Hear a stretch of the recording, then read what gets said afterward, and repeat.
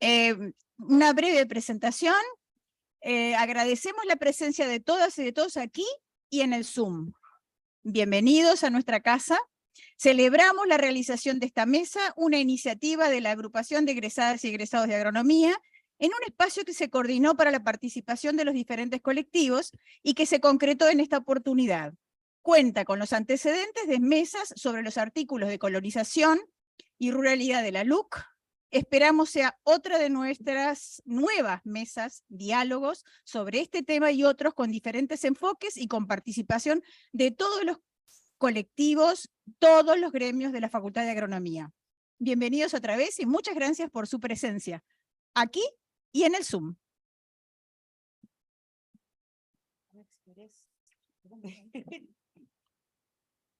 Bueno, buenas tardes para todos. De nuevo, es muy bueno saber que hay una buena participación y un interés por tratar este tema.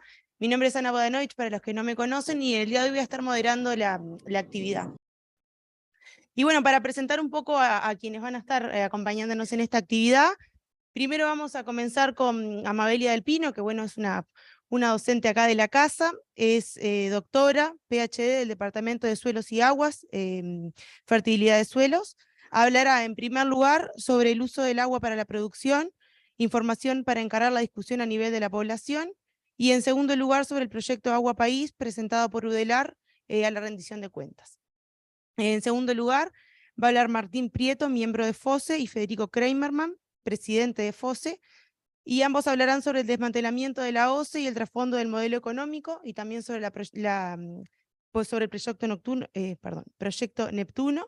Y después contaremos con la presentación de Claudia Piccini, que es doctora en Biología, PhD, del Departamento de Microbiología, y directora académica del Centro de Investigación en Ciencias Ambientales del Instituto de Investigaciones Biológicas Clemente Estable. Ella expondrá sobre investigaciones relacionadas a la eutrofización por el modelo agrícola, la carga de nutrientes en los cuerpos de agua y cómo esto promueve floraciones algales y el riesgo en las microcistinas en la salud. Así que si quieren, Amabelia, te damos la palabra. Así que adelante. Bueno, buenas tardes para todos. Una alegría que haya tanta concurrencia, esperemos no desilusionarlos. Bueno, vamos a tratar de ser breves, es tarde y todo el mundo debe estar cansado. Yo, como comentábamos recién, me voy a referir por un lado al tema uso del agua para la producción, entrar un poco en el tema, y luego sobre este proyecto en el que estoy vinculada. Una cosa importante es que me pareció muy bueno cuando ella comentó el temario, porque creo que son temas complementarios, o sea que eso puede llegar a venir muy bien. Bueno, entonces yo tengo como objetivo en esta charla sobre todo brindar información, no tanto brindar información, porque por ejemplo el ciclo del agua, que es lo que está ahí en la izquierda de la pantalla, se da en la escuela, ¿verdad?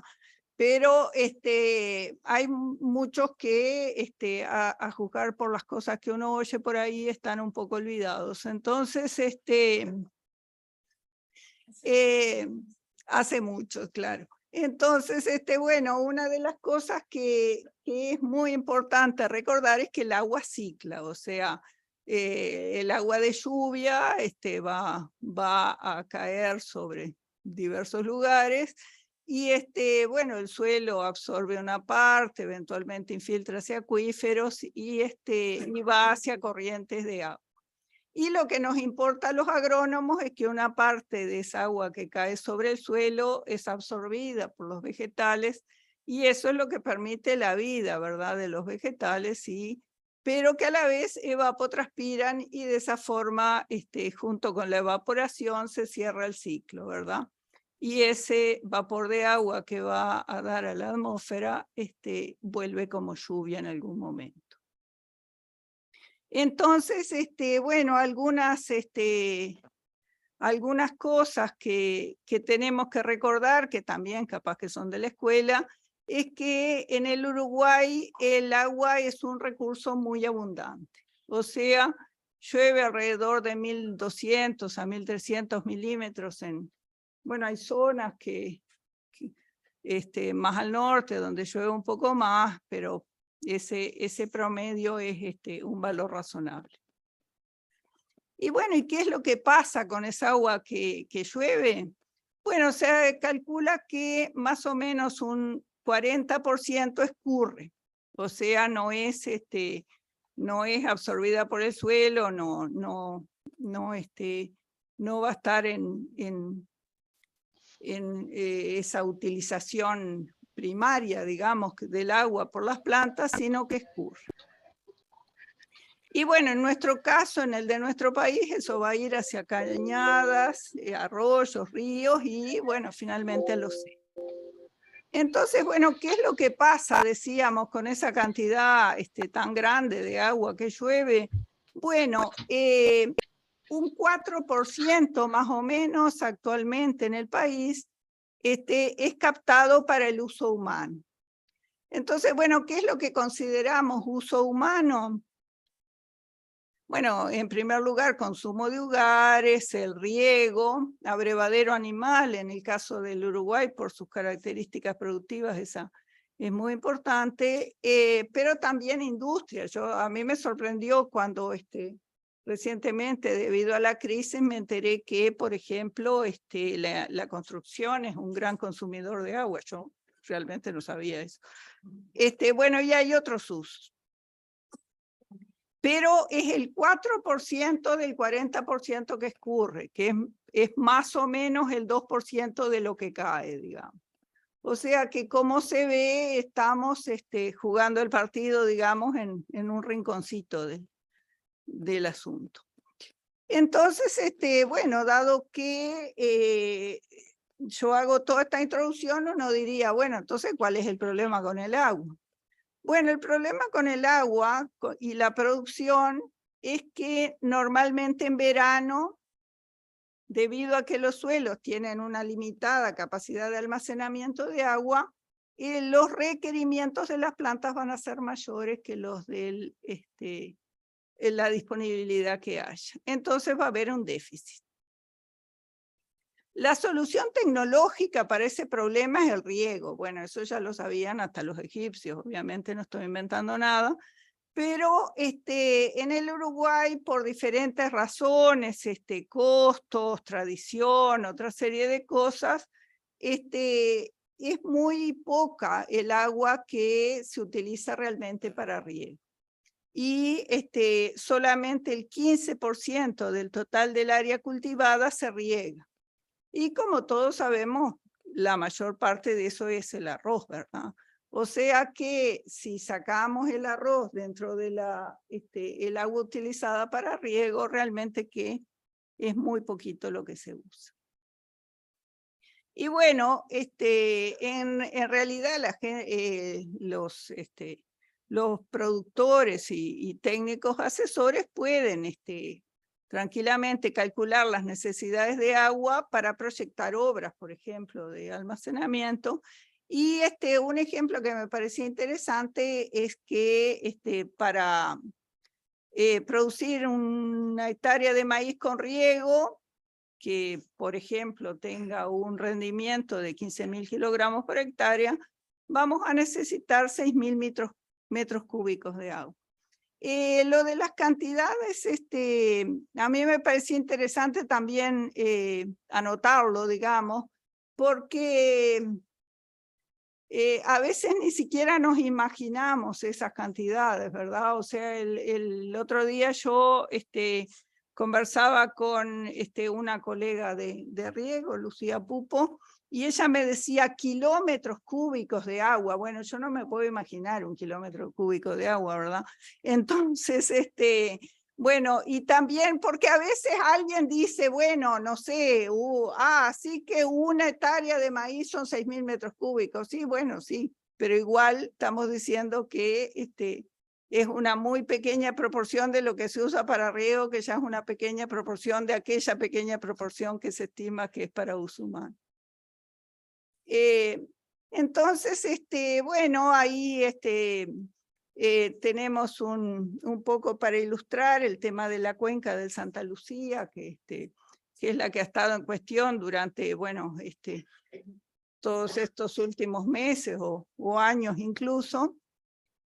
Y bueno, y como ven, lo que decíamos está muy bien regada, ¿verdad? Si uno mira un mapa en otros lugares, no sé, en Australia, por ejemplo, no va a encontrar arroyos, ríos y tan abundantes. Entonces, bueno, se realizan embalses para riego, abrevadero animal y otros usos rurales, desagüe superficial.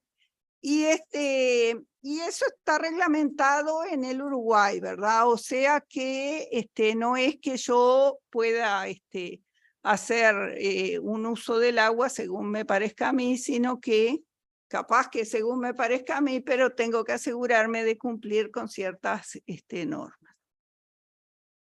Y otra cosa importante, porque a veces es difícil es que estas reservas de agua no impiden el flujo, no es que porque yo haga una reserva de agua, bueno, eso queda totalmente aislado y no puede ser utilizado por nadie más, sino que, bueno, todas esas represas y todo eso va a tener un desagüe por el cual el agua sigue corriendo. Y además, por lo tanto, no se trata de agua estancada, es agua que corre, pero hay en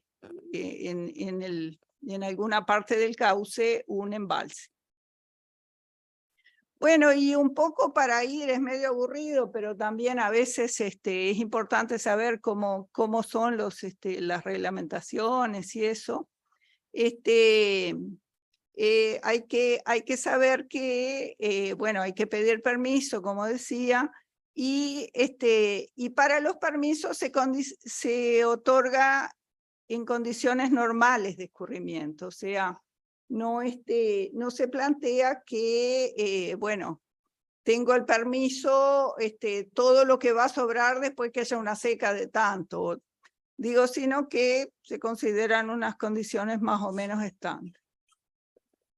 Y en caso de que la OCE tenga una toma de extracción cercana, el permiso quedará supeditado a las necesidades y requerimientos de OCE, lo cual, bueno, obviamente en general se legisla en términos del interés general y no el de particulares. Bueno, y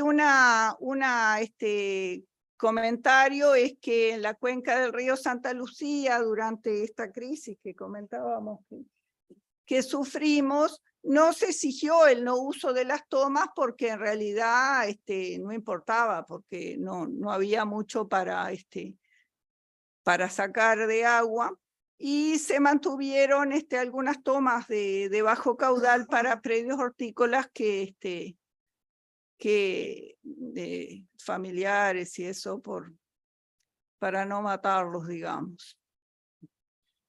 Bueno, entonces esto nos lleva a cuál fue la situación reciente, y es que hubo una sequía durante los años 2020 al 2023, ¿verdad? Y ahí me voy a referir específicamente a la cuenca del Santa Lucía. Y es interesante que esta sequía es sin precedentes en la historia documentada, o sea, debe haber habido sequías iguales, mayores o lo que fuera, pero desde que se llevan registros no hubo un caso en el cual durante tanto tiempo se mantuviera la sequía, o sea, eventualmente hubieron déficit anuales, digamos, mayores, pero no que fuera un déficit atrás de otro, digamos. Y bueno, eso ocurrió, entonces los cauces se fueron secando. Pero una cosa importante que creo que está bueno remarcar, ya que en los ambientes productivos, como los que nos manejamos acá en la Facultad de Agronomía, no existen evidencias de que la escasez de agua en los cauces se deba al consumo. O sea, bueno, el consumo eventualmente ya aún aquel 2%, digamos, capaz que afectó en algo, pero evidentemente si uno piensa que la población del Uruguay es mayoritariamente urbana y que la crisis actual fue urbana, siempre la gente le gusta echarle la culpa a algún otro, ¿verdad? Entonces,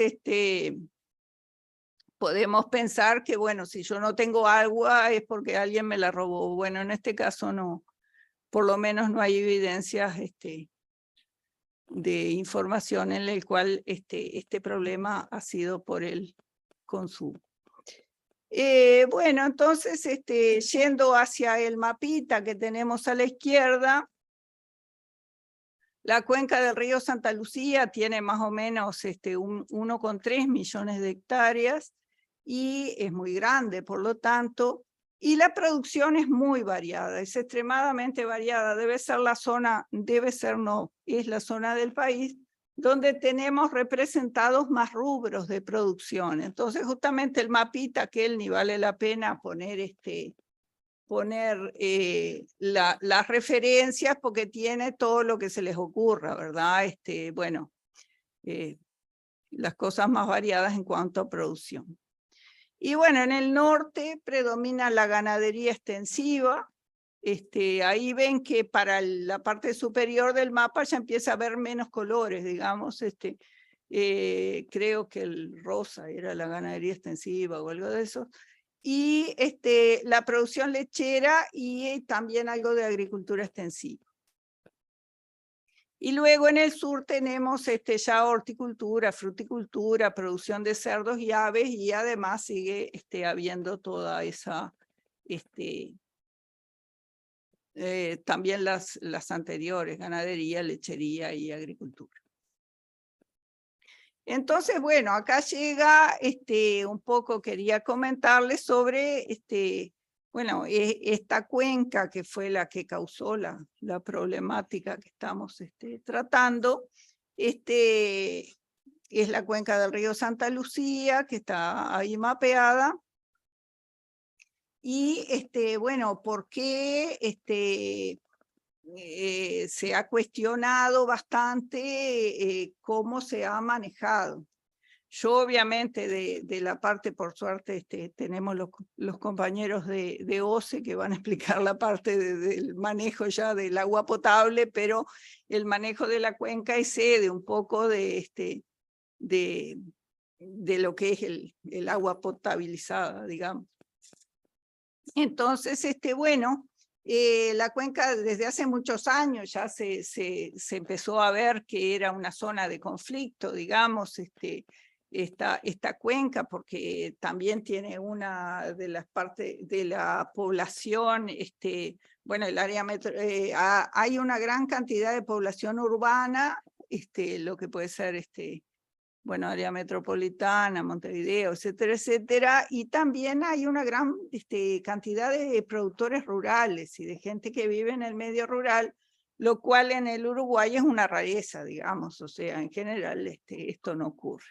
Entonces, bueno, la cuenca se ha visto muy presionada, ¿verdad? Y una de las soluciones que se encontró fue la creación de la Comisión de Cuenca del río Santa Lucía, que es un ámbito en el que participan distintos sectores, ¿verdad? Desde productores, bueno, organizaciones de distinto tipo, bueno, teóricamente representantes del gobierno, de la UDELAR, tiene representantes de agronomía, de ingeniería, de ciencias, etc. Y bueno, la idea de uno de los principales objetivos de esa comisión de cuenca es asegurar la calidad del agua. Entonces, bueno, si bien se ha conversado mucho de eso y discutido bastante y es difícil ponerse de acuerdo, desde 2013 se establecieron medidas de protección. O sea, ya ahí el gobierno toma esas necesidades de protección y se establece una normativa, ¿verdad? Bueno, y estas medidas abarcan aspectos diversos como el control de vertidos, saneamiento, bueno, son variadas, digamos. Sí, también.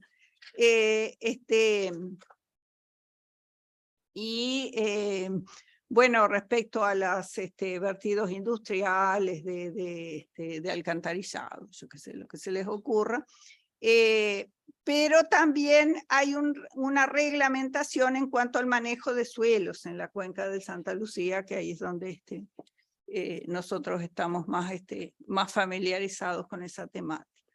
Entonces, bueno, por un lado está la exigencia de los planes de uso y manejo y conservación de suelos para las áreas bajo agricultura, donde básicamente lo que se plantean son medidas de control de erosión, ¿verdad? Porque uno de los grandes problemas que se ha visto de daño, digamos, a la calidad del agua, viene del tema de la erosión de suelos y cómo eso afecta los cursos de agua superficial.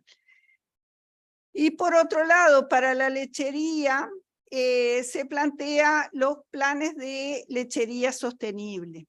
Si ustedes ven en el mapa que está en la parte izquierda, el mapa es de una publicación de ASCAR del 2012, pero probablemente tengamos un panorama muy parecido actualmente. Esas manchitas verdes son la producción lechera, ¿verdad?, de la cuenca. Entonces, por eso era lógico pensar que debía de hacerse un control de la lechería y se exige a los productores los planes de lechería sostenible. Y bueno, en esos planes no solo se contempla el uso del suelo, sino también la captación y manejo de efluentes.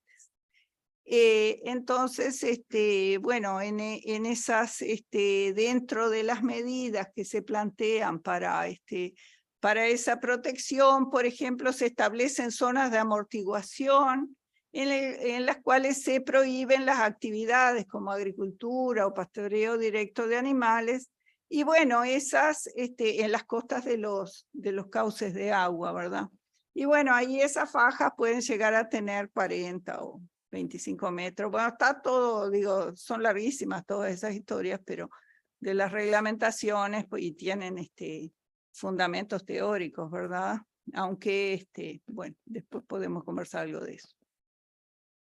Entonces, bueno, lo que les decía, la segunda parte digo, lo que traté de hacer en la primera parte fue, como decía, plantear alguna información que creo que puede ser de utilidad, recordarla para algunos o conocerla para otros. Y lo otro que quería plantear en esta intervención era un proyecto que presenta la UDELAR a rendición de cuentas. O sea, ustedes saben que en las rendiciones de cuentas, dentro del incremento del presupuesto que pide la UDELAR, presenta diversos proyectos para financiar por el gobierno, y bueno, los presenta básicamente al Parlamento porque es quien actualmente los está tratando, ¿verdad? Entonces, el proyecto número 6, protección de los recursos hídricos de nuestro país, tiene idea de viabilizar el aporte de la UDELAR al desarrollo del plan de cuenca del río Santa Lucía a través de un grupo multidisciplinario, y con la idea es generación de conocimiento científico y en conjunto con las instituciones competentes. Esto es muy importante, o sea, no es que nosotros vamos a decirle a las instituciones competentes qué es lo que tienen que hacer, sino que la idea es, bueno, complementar, colaborar, ¿verdad?, con las instituciones competentes. De esta manera se podrán optimizar recursos, etcétera, etcétera. Y el comité, bueno, yo participo junto a Lucía Pupo por agronomía, pero está integrado por representantes de ciencias, Facultad de Ciencias, Ingeniería, Química, Arquitectura, Veterinaria y bueno, entonces, como decía, el inicio de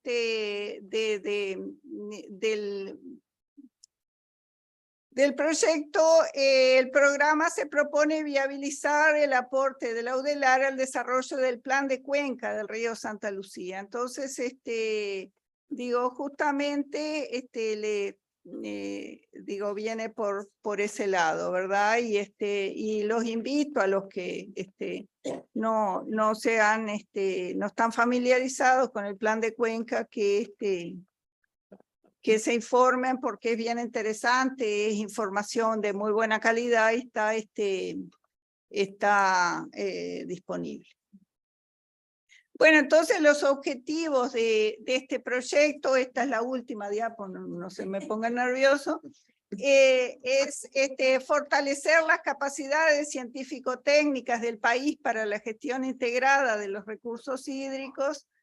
Eso en el caso, bueno, somos facultades, ¿verdad? Entonces la idea es mejorar, bueno, a través de cursos de grado, posgrado, tesis, lo que sea, contribuir al conocimiento sobre el estado y funcionamiento del agua en la cuenca del río Santa Lucía, y ahí yo voy a hacer una exhortación a los compañeros de ADUR, que es mi gremio, porque hay la idea de financiar 8 proyectos de investigación en los cuales yo tengo la esperanza de que agronomía por lo menos proponga unos cuantos de ellos. Después nos pelearemos con los otros para ver cuál se financia, pero y hay muchos temas a investigar porque todo no lo sabemos, ¿verdad?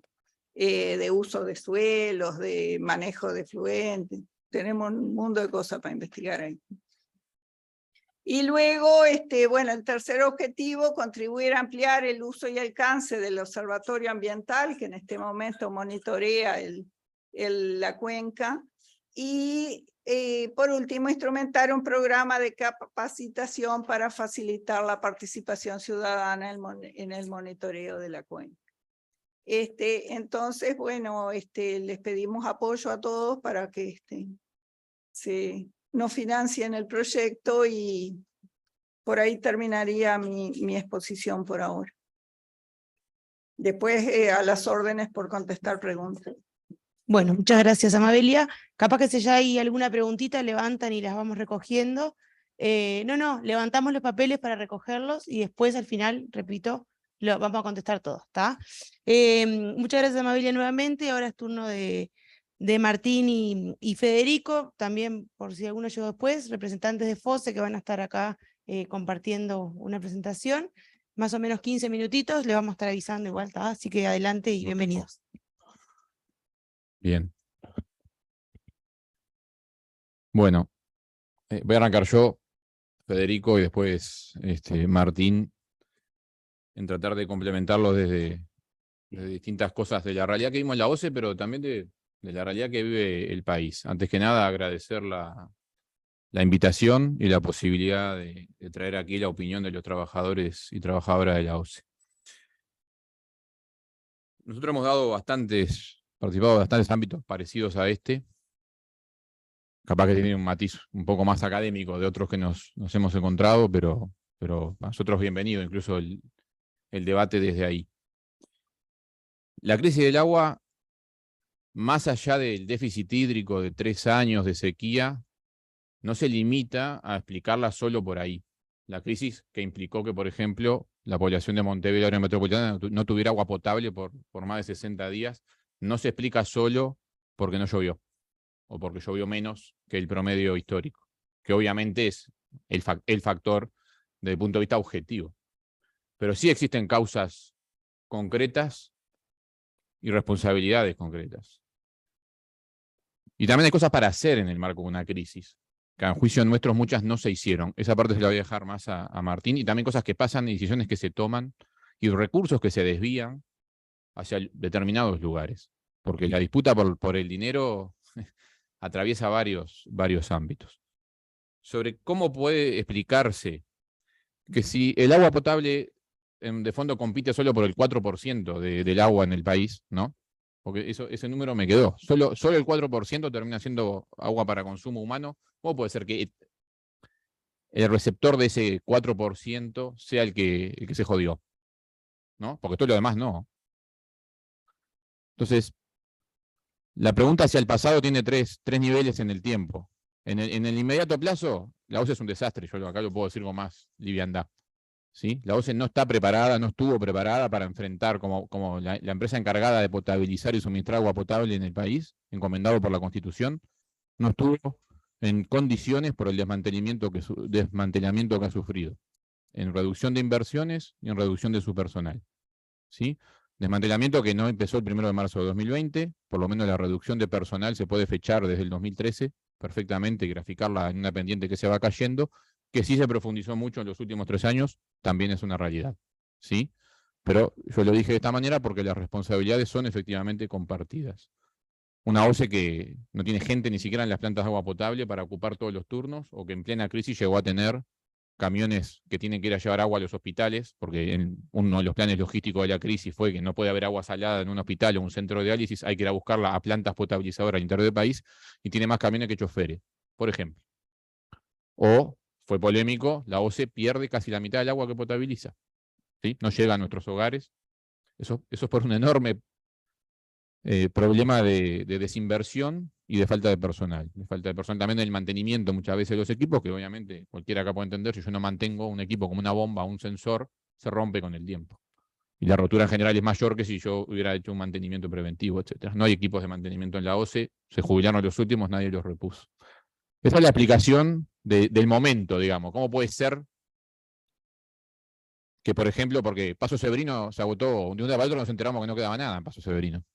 La realidad es que se bombeó agua de Paso Severino, calculando siempre en lo que se bombeaba diariamente, que son unos 600.000 metros cúbicos de agua por día, para comparar con números, que incluye el agua que se va a perder, ya de antemano. ¿Sí? Ya se bombea calculando que el agua no va a llegar. Una parte del agua, que es casi el 47% en la ciudad de Montevideo, la que no llega. Por eso, ahí va, vi varios ojos que se abrieron, efectivamente. De esos 600.000 metros cúbicos diarios, 200.000 se van por ahí. No llegan al agua a la casa de nadie. Esa es la OCE que tenemos. Un paso en el mediano plazo para atrás. Está bien. Está bueno el orden en el que tocó, porque ahora puedo comparar con datos. El problema no es quién más se toma el agua, que en parte lo es, y ahora voy a eso, sino que tenemos un sistema que no previó la situación. Las reservas de agua dulce para después potabilizar claramente no fueron suficientes, lo demostró la realidad. Se acabó Paso Severino. En realidad, Paso Severino nunca llegó al cero.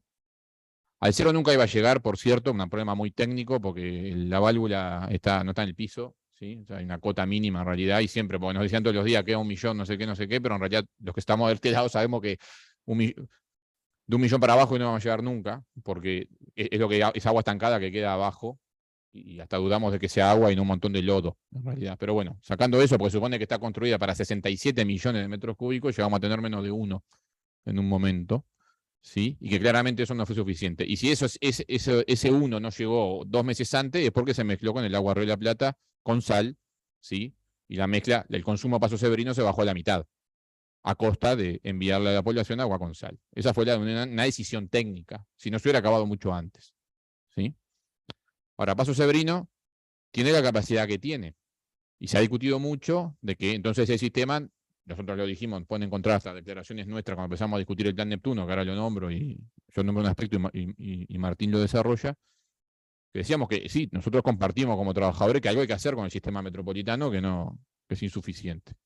Entonces viene la discusión de la represa de Casupá. Obviamente es un hecho objetivo desde el punto de vista técnico. Si hubiera estado construida la represa de Casupá, que es del doble de Paso Severino, posiblemente hubiéramos sorteado, daba para pasar 60 días sin que se reforzara el sistema, porque hubiéramos tenido una reserva de agua dulce mucho mayor. ¿Dónde está Paso Severino? ¿Dónde está Casupá?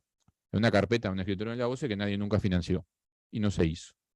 Podemos discutir si la alternativa es otra toma de agua para potabilizar, como lo es el proyecto Neptuno, ¿sí? Y discutir si arroja la plata es o no la mejor opción, y si es infinito el caudal, o si es un agua complicada porque además es un río binacional, etcétera. La realidad es que tampoco existe.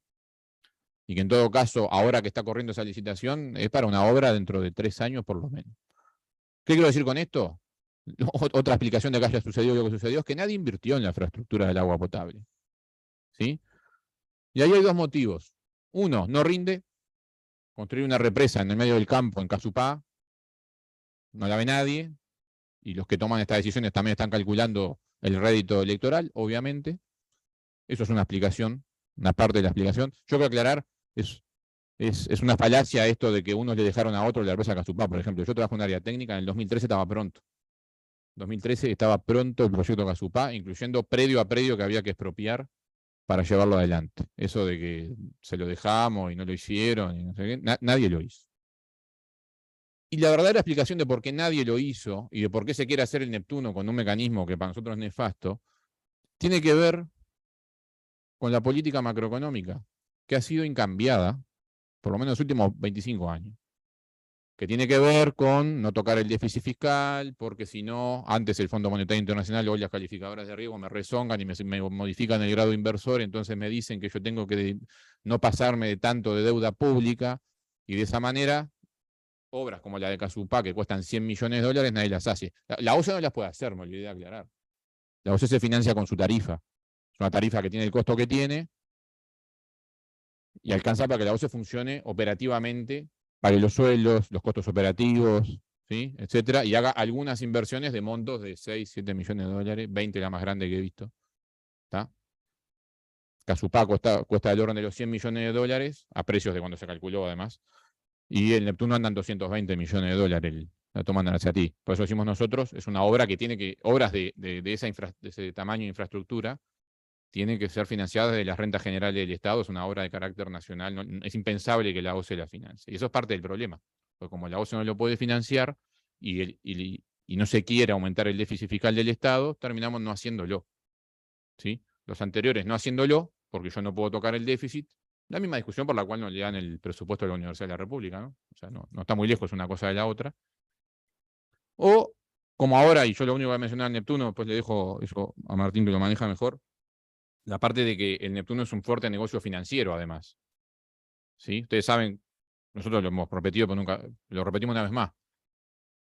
Para que no se toque el déficit fiscal, y con una falacia de que parece que el público no pagara, está pensado como un proyecto igual a los proyectos de la Ley de Participación Público-Privada, que quizá aquí la pueden conocer mejor, que no se puede aplicar la ley de manera directa en la OCE porque el artículo 47 de la Constitución lo prohíbe. Entonces le encontraron una vueltita que desde el punto de vista financiero es exactamente igual. El privado viene, hace la obra, el privado consigue la inversión, gasta unos 200 millones de dólares y firma un contrato con la OCE por 20 años, donde cada año la OCE le paga lo que formalmente llama un canon por disponibilidad, que es básicamente el derecho a usar esa infraestructura que queda en manos del privado, con un canon que es de 40 millones de dólares anuales, solo el canon por disponibilidad. Además hay que sumarle el costo de operación porque la operación la paga la OCE.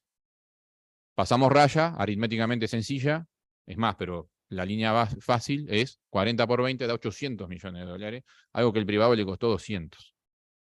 ¿Sí? Todo para que no figure como inversión, porque esto va a ir a parar al presupuesto operativo de la OCE, como si fuera un gasto más. Obviamente de 40 millones de dólares, esa es la diferencia. ¿Sí? Así está pensado. De esa manera se terminan los periodos de gobierno y yo, desde el Ministerio de Economía, puedo mostrar que no afecte el déficit fiscal, a pesar de que sea un enorme negocio para el privado a costa del dinero público que termina pagando 4 veces el costo real si hiciéramos esto mediante la obra tradicional.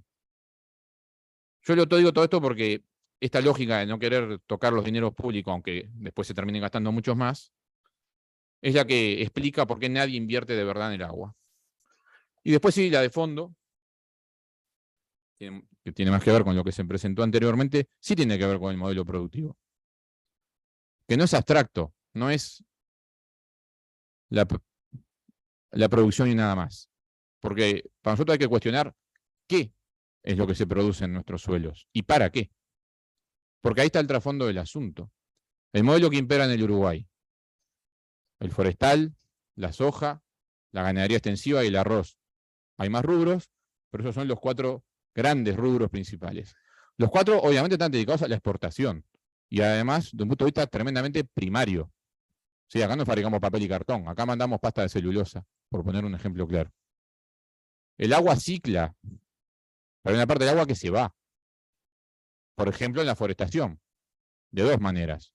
Se van los árboles, esa agua que permitió a un árbol crecer, que después se transforma en celulosa y se va en un barco, no, la perdemos del ciclo, no vuelve a nuestro suelo. Y después las propias plantas, que utilizan enormes cantidades de agua para su proceso productivo. ¿Sí? Independientemente de que estén o no en la cuenca del Santa Lucía, eso es el uso real del suelo del agua en el Uruguay. Lo mismo pasa con la soja.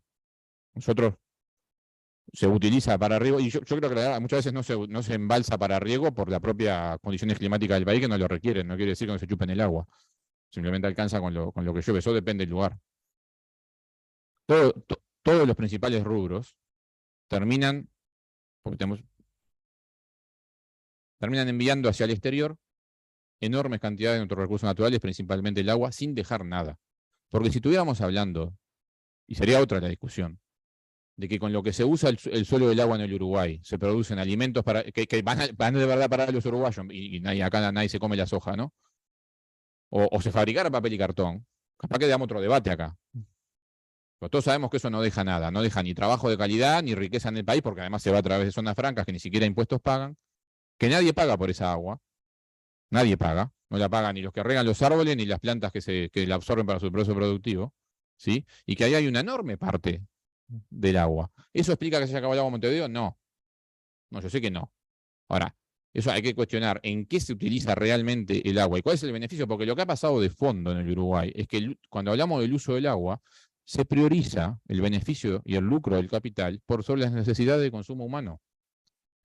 La DINAGUA y un montón de cosas que están en el Estado están bien en los papeles, como está el artículo 47 de la Constitución, y no están en la realidad. Yo personalmente conozco mucho de esos ámbitos, la INAGUA, la INASEA, no tienen ninguna capacidad de control. Que en los papeles diga que la INAGUA la INAGUA sella todos los papeles que le llegan y habilita todos los embalses, ¿ah? Y todas las extracciones del agua del suelo, porque tiene capacidad de ir a controlar qué le están proponiendo. Las comisiones de cuenca quedaron muy lindas también en la reforma constitucional y hoy ni consultivas son. Nosotros hemos participado de las últimas, ¿no? Se puede decir lo que uno quiera ahí, igual no va a pasar nada. Conozco a varios acá que han participado. Nada. Entonces, nada en sentido de que nada es vinculante, ¿no? Uno puede ir y explicar lo que hemos dicho 1000 veces nosotros, qué pasa con la cuenca de Santa Lucía, todo lo que hay antes que el agua que lleva Aguas Corrientes, cómo le llega el agua a Aguas Corrientes, porque otro de los efectos de lo que pasa en la cuenca de Santa Lucía es, capaz que otro lo puede explicar mejor que yo, desde el punto de vista de la calidad del agua que llega a la planta de Aguas Corrientes, ¿sí? En cuanto a las, no me sale el nombre ahora, a las cianobacterias, etcétera, etcétera, ¿sí? Que se generan, que son consecuencias del modelo productivo, y que la única consecuencia que ha tenido eso es en encarecer la potabilización del agua, porque yo puedo decir, perfectamente, toda agua se puede transformar en agua potable, ¿eh? Eso no. También las saladas, si le agregamos una desalinizadora, o sea, todo se puede transformar en agua potable, el problema es cuánto cuesta. La administración anterior de la OCE, del gobierno anterior, a veces saca la bandera de que invirtió un montón en la planta de Aguas Corrientes. Es verdad, invirtió un montón en la planta de Aguas Corrientes. Invirtió un montón en la planta de Aguas Corrientes para poder procesar las consecuencias del agronegocio en el río de Santa Lucía. Es decir, la señal es, ustedes usen el río como quieran, nosotros nos encargamos de asumir los costos, y eso es lo que pasa hoy. Se invirtió un montón en la planta, en unidades de proceso, para poder lidiar con todo el problema del nitrógeno y el fósforo, que de fondo es la cianobacteria, ¿sí? Para poder eliminar eso, que implica además no solo la inversión que se hizo, sino un montón de costos operativos hoy, que hay que agregar, porque lo que se incrementó de uso de productos químicos en la planta de Aguas Corrientes debido a cómo le llega el agua de Santa Lucía más allá de la crisis, ¿sí? Es un montón, y eso lo paga la gente, ¿no? Porque todos los costos de la OCE se trasladan a la tarifa. Entonces, una OCE desmantelada, sí, y todo es parte de lo mismo. Todo es parte de, y que lo que nosotros decimos, esperamos que esta crisis del agua sirva para pensar realmente dónde estamos parados y qué Uruguay queremos. ¿Qué empresa pública queremos? ¿Para qué queremos las inversiones del Estado? ¿Sí? Que apunten a dónde. Claramente nunca apuntaron al agua potable. ¿sí? Y para cuestionar realmente el modelo productivo imperante, que no es abstracto, ¿sí? No es lo mismo. ¿Para qué se usa el agua? Nosotros no estamos en contra de que se riegue el suelo, está claro, al revés. Si no, volveríamos a la prehistoria. Estamos de acuerdo, yo estoy de acuerdo con la industria. Ahora, después eso es una cosa y otra ¿para qué? ¿Para qué estrictamente?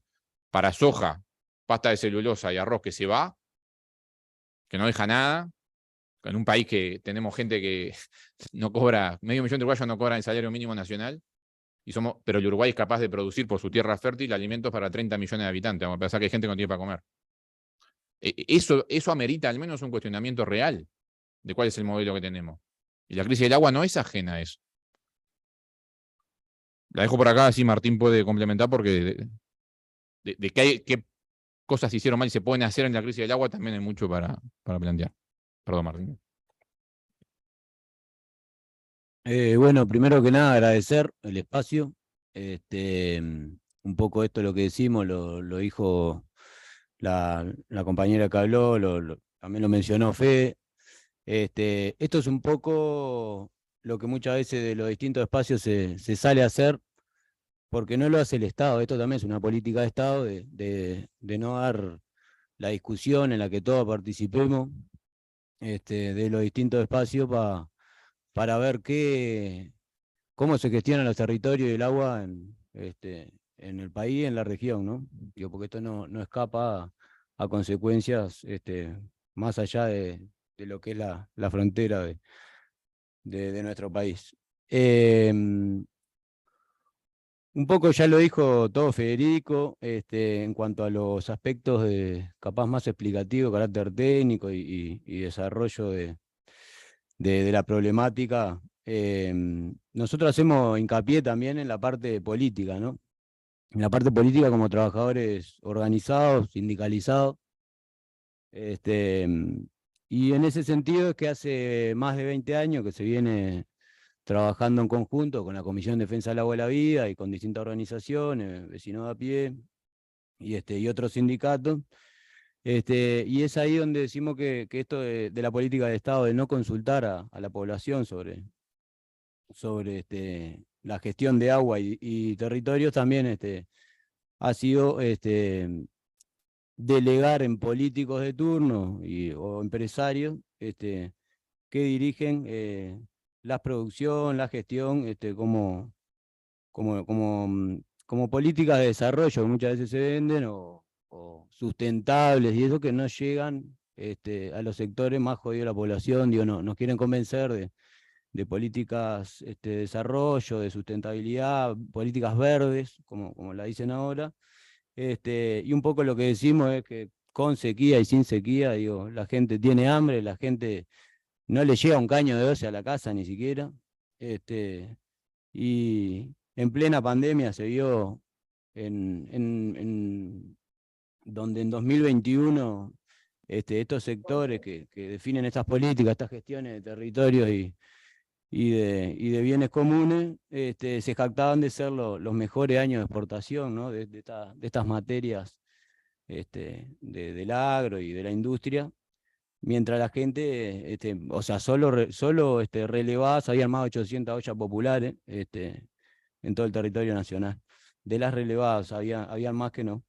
Entonces, un poco esto que decía Federico, ¿no? De cuestionarnos esta supuesta política de desarrollo, ¿para quiénes las pagamos cuando plantean estas mega obras, como está ahora sobre la mesa, como posible solución, como una falsa solución el proyecto Neptuno? Es un abandono una resignación del Estado a los capitales, y que seamos nosotros los que paguemos este tipo de obras. Ni que hablar, cualquiera de los distintos tipos, como se venía presentando el proyecto Neptuno, desde el menos malo, por presentarlo así, que era como una tipo de asociación público-privada, bueno, hasta la que se aprobó ahora, ¿no? Eso tuvo unas idas y vueltas, incluso quedó en evidencia que fue simplemente porque no estaban llegando los números. Ya quedó en evidencia, digo, que se bajaron las calidades de los materiales, se bajaron los no está sobre la mesa hoy el polder de que tanto se hablaba, los diámetros de las cañerías también. Entonces digo, era como un cinche de afloje de los costos hasta que se aproximara más a una obra que le sea rentable, ¿no? En este sentido, digo, nosotros veníamos hablando ya del Neptuno del 2021, como venía la mano, veníamos asociando al Neptuno no solo al presupuesto nuestro, que tiene consecuencias en el ingreso de personal, en las políticas de cómo se gestiona la OCE también, que parte del presupuesto se va a ir al Neptuno por quién sabe cuántos años, vinculando directamente, pero sobre todo a esto, ¿no? de la inconsulta. Nosotros como decimos, ni que hablar que se necesita otra toma de agua, pero tiene que ser consultada la población. En este sentido, y como decía, es que venimos coordinando con la Comisión de Defensa del Agua y la Vida, con las organizaciones sociales, sindicales, y de ahí sacamos una plataformita con 10 puntos. Enmarcada en la emergencia hídrica, ¿no? No son cuestiones de carácter tanto estructural, sino de cómo hacer frente. En el primer punto, nosotros pedíamos declarar la emergencia sanitaria e hídrica en forma inmediata, disponiendo los recursos necesarios para enfrentar la emergencia. Decíamos sanitaria e hídrica por una cuestión de que no era solo una cuestión del agua, de cantidad de agua disponible, sino de la calidad y lo que estábamos tomando, no era solo la sal, sino cloruro, sodio, los famosos trialometanos, ¿no? Poner en debate y que la información esté disponible a toda la población. Hablábamos en el punto 2 de asignar en forma urgente recursos de ingreso de personal a OCE para enfrentar la situación. Esto un poco vinculado al estado de los materiales con que trabajamos, el estado de las plantas de potabilización, de tratamiento de aguas residuales, a la propia impronta de trabajar día a día con las cosas que tenemos, ¿no? Nosotros estamos hablando de 1000 trabajadores del 2018, que fue el último ingreso hasta ahora. Esto solo sería como el empate, una cuestión de regularizar los puestos que no han sacado, porque en realidad también tenemos 1200 y pico de trabajadores en contratos precarios, que son las tercerizaciones, ¿no? Punto 3 hablaba de información diaria accesible sobre la calidad real del agua suministrada en la red, un poco lo que decíamos, OCE sacaba los valores a promedio, por ende hubo días que rebasó por 10 veces los permitidos por el Ministerio de Salud Pública, pero como se saca promedio, los días que era más bajo, que estaban sujetos directamente a cuando se llovía, en el medio siempre daba un número más bajo y no tan alertante, no tan pasado de los valores que el propio Ministerio de Salud Pública hizo un corrimiento de las franjas, ¿no? de potabilidad, por decirlo de alguna forma, que le buscaron de todo tipo de sinónimos en agua segura, en agua bebible, para no decir que no era potable. El punto 4, abastecimiento de agua potable segura para toda la población. La declaración de emergencia hídrica, sanitaria, al igual que en la pandemia, libera partidas excepcionales, por ende plata para hacer frente a cuestiones excepcionales. En esto un poco lo que decimos que esas partidas excepcionales que se liberan, habían varios esperando que eso pasara, y mordiendo, ¿no? A través de tercerizaciones, de servicios que no brinda OCE para aprovechar la excepcionalidad y morder de esas partidas, y no llegando estos recursos a las cuestiones que directamente podrían hacer frente a la población. Esto nosotros hablábamos de una logística de camiones de la mitad del país para arriba, donde no estaba pasando este problema, hasta que se regularizara la situación, por lo menos de forma inmediata. Todo esto está marcado en el tema de la crisis hídrica, ¿no? La OCE, por el contrario, y el gobierno en su totalidad, porque salieron todo tipo de ministros y hasta el propio presidente a hablar por el tema del agua, se retira de brindar agua potable a la población y deja en cada uno hacerle frente como pueda a través de las empresas embotelladoras, ¿no? Digo, por eso esto de que está bien que en parte fue porque no llovió, pero hay que acordarse que cuando no llovió las decisiones que se tomaron, las que no se tomaron o las que se tomaron a favor de quienes, ¿no?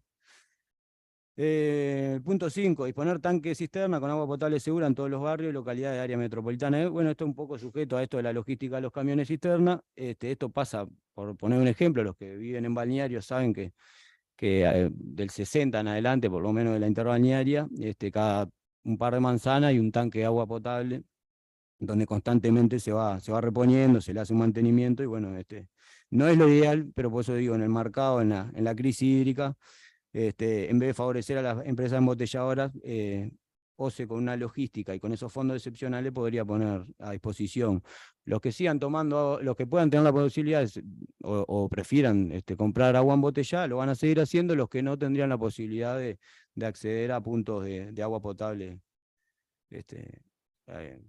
para consumo. El punto 6, suspender el cobro de la tarifa 12 a partir del 1 de julio de 2023 hasta que no se distribuya agua potable segura. Esto digo, un poco lo que decíamos, ¿no? Digo, ya que estaban pasados los índices de potabilidad y ya ni ellos mismos manejaban el término de potable en su propia conferencia de prensa, bueno, que no se cobrara la factura por un agua que no es potable, porque al fin y al cabo es por lo que están obligados por Constitución y por ley a brindarle a la población.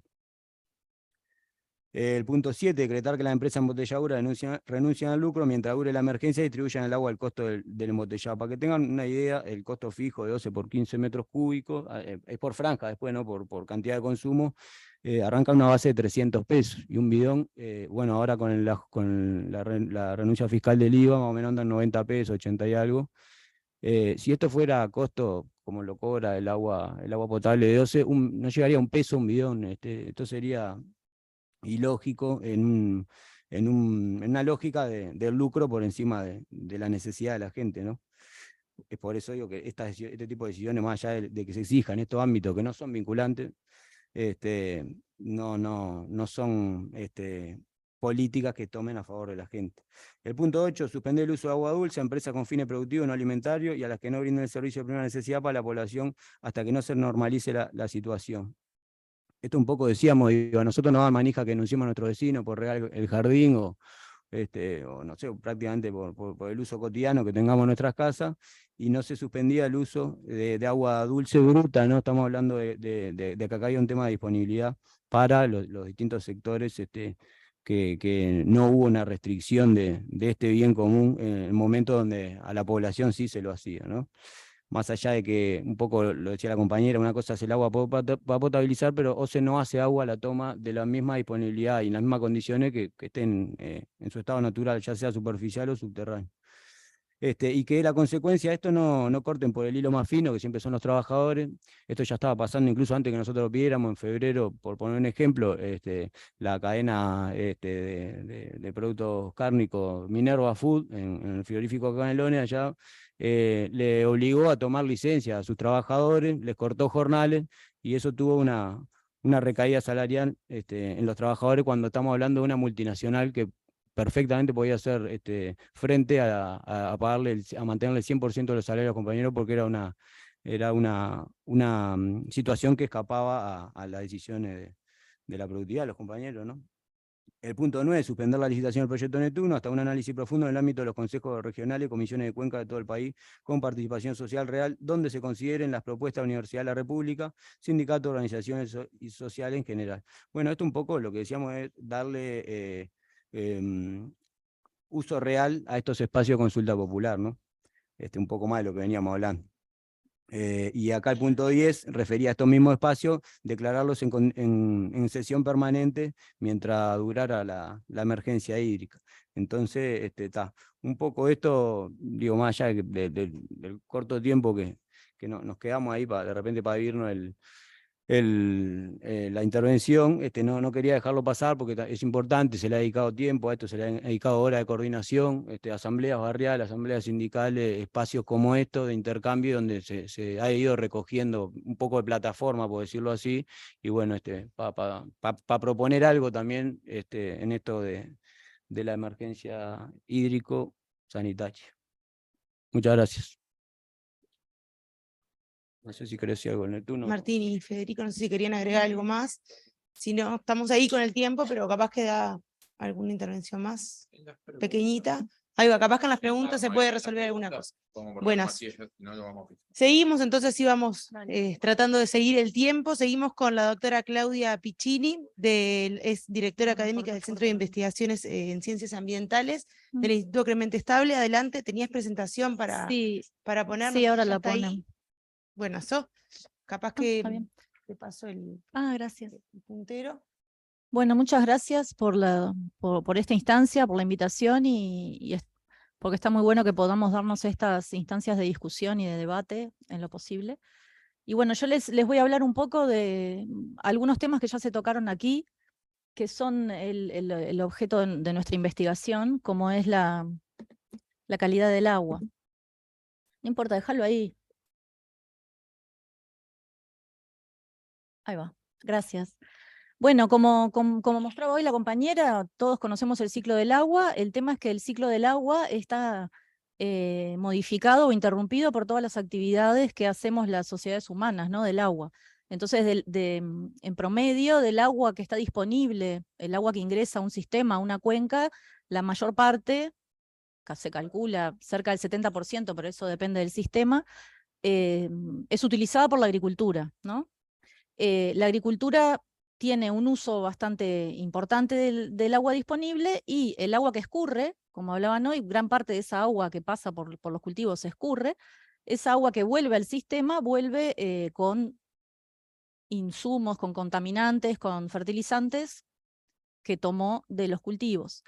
Por otro lado, hay agua que usamos nosotros, todas y todos, en el uso doméstico, tanto urbano como rural, que es un porcentaje menor, es entre un 8 y un 10%, que también cuando cuando vamos al baño y tiramos de la cadena, devolvemos el agua que estaba limpia, la devolvemos contaminada al cuerpo de agua receptor, con mayor o menor tratamiento, pero en general, a nivel mundial, ese tratamiento no remueve toda la contaminación.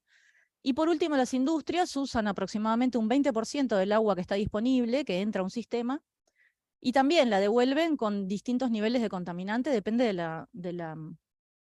la industria. Entonces, los usos que hacemos del agua, por más que haya mucha agua disponible, disminuyen no solo su cantidad, por lo que se va en la biomasa, en los cultivos, como decía hace un rato, sino también en la calidad, que es un problema grave, porque la calidad del agua y lo que tiene el agua adentro, si consideramos que somos un 80 o 70, 80% de agua, lo que tiene el agua de contaminante nos va a afectar a la salud. Y ese es un problema bastante importante. En Uruguay, este es un mapa que sacamos de la página del Ministerio de Ganadería, Agricultura y Pesca, es con un mapa del agua potencialmente disponible en los suelos de Uruguay. Cuanto más azul oscuro, o celeste o azul oscuro, es que hay más agua disponible en esos suelos, y lo que vemos en las zonas que están marcadas con negro, vemos que coinciden las zonas que tienen mayor cantidad de agua disponible potencialmente en el suelo, coinciden con las zonas donde tenemos los cultivos, digamos, más intensos, ¿no? El uso del territorio, obviamente, en agricultura más intensa. Como por ejemplo, el círculo verde es forestación mayormente, el círculo rojo es agricultura de secano, como soja, por ejemplo, y en el este el arroz. Entonces, en esas zonas que son donde hay más agua disponible, es agua que está siendo usada a gran escala, digamos, por la agricultura. ¿Cuáles son las consecuencias que tiene esto? No solo en Uruguay, a nivel mundial. El mapita que ven arriba a la izquierda es un mapa del uso de fertilizante por hectárea cultivada en el mundo. Cuanto más oscuro es el color violeta, más cantidad de fertilizante se usa, y como ven, Uruguay es uno de los países, junto con Brasil, China, que utiliza más fertilizante. Y en la gráfica de la derecha es un trabajo realizado por colegas del CURE. Se ve la cantidad, la carga de fósforo total que hay en las principales cuencas de Uruguay. Está Santa Lucía, la cuenca del Río Negro, Río Uruguay, San Salvador, Cuareim y la cuenca de la Laguna Merín. Y lo que ven abajo, una franja verde, sería la concentración de fósforo que está dentro de la normativa, o sea, sean los niveles de fósforo que aseguran la calidad del agua, una buena calidad, y por encima de esos niveles, los distintos degradés hacia el rojo máximo, es la cantidad de fósforo que está por encima, o sea, cuán por encima de la normativa está esa concentración de fósforo total en el agua. Como ven, todas las cuencas que se evaluaron en ese trabajo están por encima, ¿no? Tienen muchísimo fósforo total, y lo que tiene como consecuencia, abajo a la izquierda, también es una gráfica que muestra cómo ha aumentado desde los años fines de los 60 hasta el 2020 el uso de fertilizantes en Uruguay, por hectárea también, el kilogramo de fertilizante por hectárea. Esos son datos de páginas web del Banco Mundial y las dos que están a la izquierda. Entonces, es un hecho de que este uso del territorio en cultivos y en grandes extensiones tiene un uso de insumos, sobre todo fertilizantes, que tiene un efecto sobre la calidad del agua, sobre la cantidad de fósforo, que es algo que se monitorea regularmente porque es un indicador de la calidad del agua. Y lo que tiene como consecuencias estas altas concentraciones de fósforo en muchos de estos sistemas acuáticos es que en el agua, naturalmente, están las cianobacterias, que son bacterias fotosintéticas que tienen una habilidad muy grande de 3.000 millones de años que están practicando esto, de captar los nutrientes para convertirlos en biomasa con la fotosíntesis.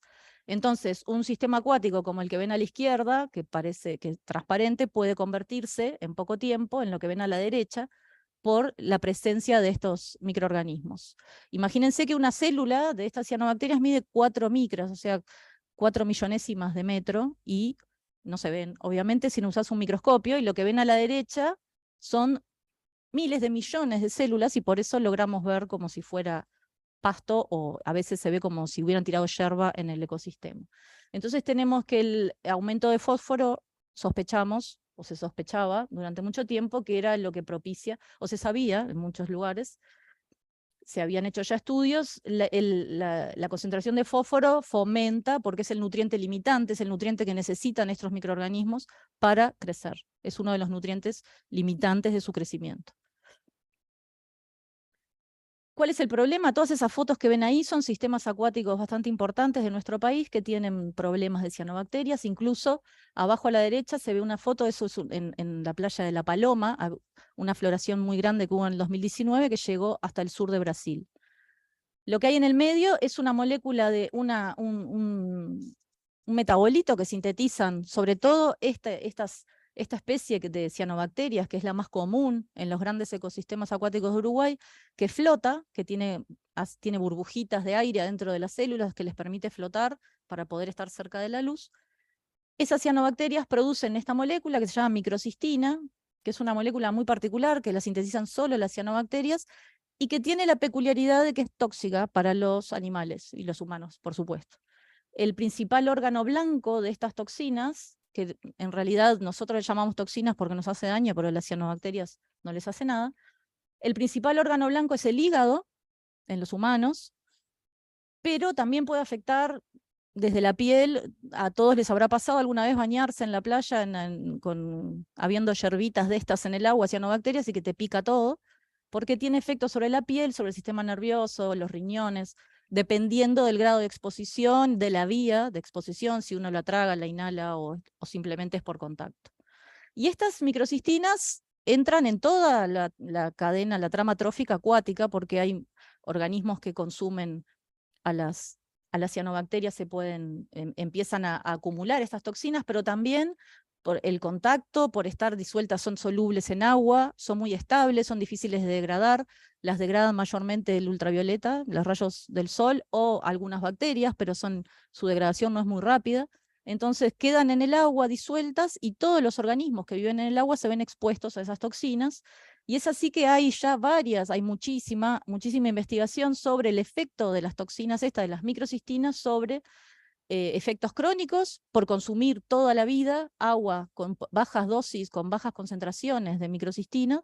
Hay efectos tóxicos en niños, se ha visto que lleva a daño hepático, puede llevar a cirrosis, cáncer de hígado. Se ve en regiones en China, por ejemplo, donde tienen floraciones gigantescas en ecosistemas en embalses muy grandes, y toman agua de esos embalses que tienen microcistis, tienen floraciones, se vio que los niños de esa región tienen todo el tiempo como una inflamación basal del hígado, tienen los marcadores de inflamación hepáticos altos porque están todo el tiempo consumiendo, aunque sea en muy bajas dosis, pero es crónica la ingesta de estas toxinas. Y esto sería por el efecto del consumo crónico, pero también hay efectos agudos. Ha habido casos aquí mismo en Uruguay de una niña que la tuvieron que trasplantar, le tuvieron que trasplantar el hígado a una niña de 20 meses que se bañó en la playa Carrasco en medio de una floración. No daban con la tecla que tenía un problema en el hígado y finalmente cuando se lo trasplantaron y analizaron el hígado se dieron cuenta que lo que tenía era que se había destruido por las microcistinas. Entonces, las microcistinas también se acumulan en el tejido de los peces, podemos ingerir peces que tienen microcistinas en el músculo, y bueno, en algunos lugares se ve que las tasas de ingestión de microcistinas debido al consumo de peces exceden la dosis diaria tolerable, saludable, digamos, para no generar enfermedad. Entonces, también el consumo de animales que tienen microcistinas es un problema, sobre todo en los países que se comen muchos peces y muchos animales acuáticos. ¿Qué pasa aquí en Uruguay con microcistis? Bueno, esto es un trabajo que hicimos hace unos años donde se analizaron muestras del río Uruguay y del estuario del Río de la Plata y vimos que la presencia de microcistis está a lo largo de todo ese ecosistema, desde el embalse de Salto Grande hasta Punta del Este. Con los métodos que utilizamos para detectar a microcistis, encontramos a microcistis, o sea que el potencial, y bueno, muchas veces haciendo floraciones, por supuesto, el potencial para que las floraciones existan están. Y en la gráfica lo que se ve ahí es como desde el embalse de Salto Grande a la izquierda hasta Punta del Este, que es más abajo a la derecha, cómo varía la abundancia de células tóxicas, o sea, de las poblaciones tóxicas de estas cianobacterias. Y haciendo a ver si acá puedo. No, bueno, no importa. Haciendo énfasis en el embalse de Salto Grande. El embalse de Salto Grande es un lugar que, por ser obviamente un embalse de aguas quietas, el agua se estratifica, tenemos mayor temperatura, está eutrofizado, como vimos en la gráfica del inicio, entonces ahí es como una guardería de cianobacterias, hay floraciones de cianobacterias casi todo el año, y estas cianobacterias, la mayoría son tóxicas, sobre todo en verano, que es lo que se ve abajo a la derecha.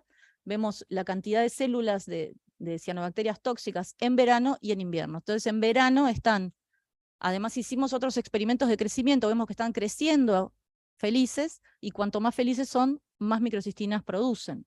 Por lo tanto, el agua del embalse en verano implica un riesgo tiene múltiples usos. El embalse de Salto Grande, recreativos, toma de agua, etc. Entonces las microcistinas son un problema que está instalado en el río Uruguay. En el río de la Plata, por lo general, hay sitios donde se generan floraciones, pero también hay sitios donde se vienen las floraciones arrastradas por el flujo, por el río Uruguay. ¿Qué es lo que vemos aquí? En el río Uruguay, esto es un trabajo que lideró Carla Krug, que participamos muchos investigadores de distintas ramas del conocimiento, donde se analizaron los datos históricos de microcistis, de estas cianobacterias, en el río Uruguay.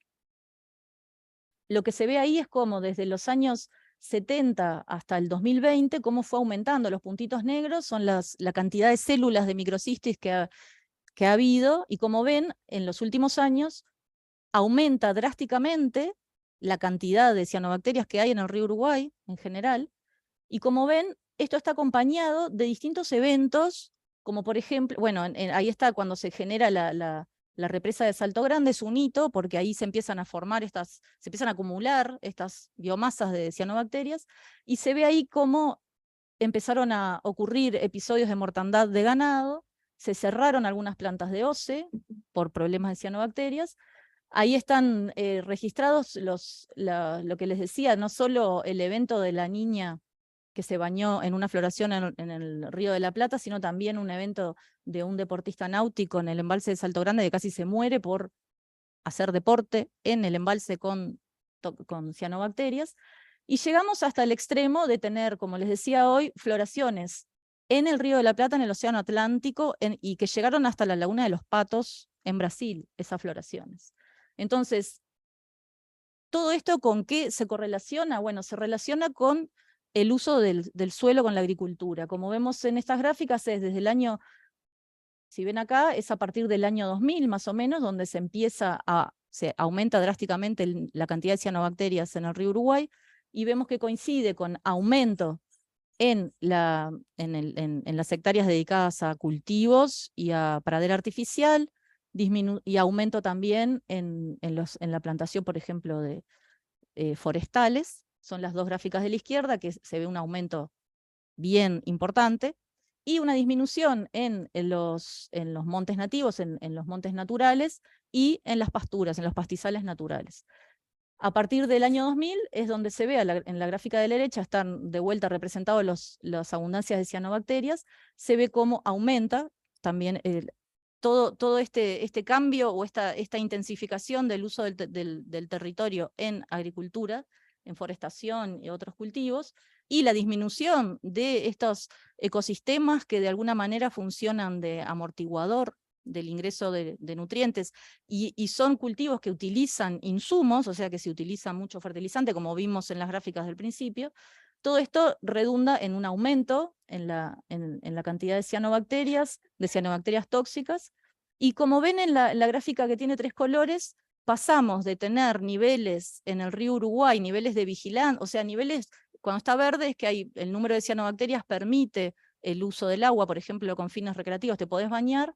Pasamos entre el año 2000, 2010, la primera década del siglo XXI, a niveles de riesgo, nivel amarillo, alerta amarilla, digamos, porque ya hay un número de cianobacterias en el agua que puede implicar un riesgo para la salud, y actualmente estamos ya en el riesgo de salud, que es en los niveles más altos de cianobacterias tóxicas. Este es, como les decía, en el evento que esto se combina, como hablaban hoy, no es solamente los problemas de sequía o de cambio climático, sino que se combinan todos estos eventos de variabilidad climática, sequía, lluvia, con todos los problemas que están ocurriendo en la cuenca, ¿no? Con el uso de la cuenca. Entonces, en este trabajo también se evaluó esta gran floración que hubo en el 2019, que llegó hasta, como les decía, hasta la Laguna de los Patos, cuáles fueron las causas, y bueno, se usaron muchas variables, y se vio que las grandes precipitaciones que ocurrieron en la cuenca alta, en el norte del país, combinado con la eutrofización y combinado con que era tanta la cantidad de agua que hubo que levantar las compuertas de los embalses para liberar agua, estas cianobacterias bajaron de los embalses, sobre todo del Salto Grande y los embalses del Río Negro, bajaron por el río Uruguay, Río de la Plata, y llegaron hasta Brasil. En la gráfica de abajo se ve la flecha celeste muestra el flujo de los embalses, como la cantidad de agua que salió de los embalses del Salto Grande y de los embalses del Río Negro, que coincide con la línea verde de arriba, que es el flujo que había de agua en el río Uruguay, y cómo en las grafiquitas rojas y azules se ve que luego de esa descarga de agua de los embalses aparecieron las cianobacterias tanto en el estuario como llegaron hasta el océano. Y estos eventos eso fue la primera vez que se registró un evento de esa magnitud, son como 800 kilómetros o 700 kilómetros de floraciones. Y fue en verano del 2019. Y bueno, este evento también fue analizado, lo analizamos bastante meticulosamente, y es una combinación de lo que está pasando en la cuenca con la variabilidad climática. ¿Y cuáles son el escenario más probable? Es que vamos a continuar teniendo este tipo de floraciones porque no se está haciendo nada para evitarlo, ¿no? Entonces tenemos la agricultura con el uso de fertilizantes, más el embalsamiento, en realidad el manejo de las represas que tienen que hacer sí o sí, cuando tienen mucha agua, más estos eventos de variabilidad climática, el pronóstico es que vamos a tener más floraciones de cianobacterias tóxicas, y el riesgo a la salud que eso implica. Es un problema de salud, lo mismo, es una crisis sanitaria también. Gracias.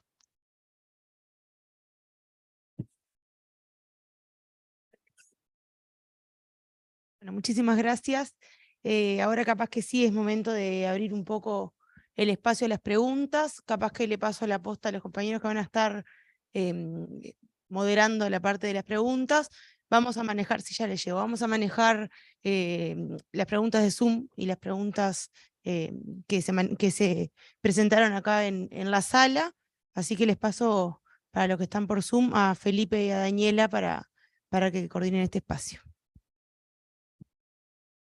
Bueno, la primera pregunta que llegó a los participantes, porque no está dirigida a ninguno en particular. Que la primera pregunta que llegó a los participantes, que no está dirigida a ninguno en particular, así que es a la mesa, es de parte de Marina y dice: ¿el déficit hídrico lo ocasiona solo la falta de lluvias? Porque agua y humedad en la atmósfera ha sido abundante. No sé si...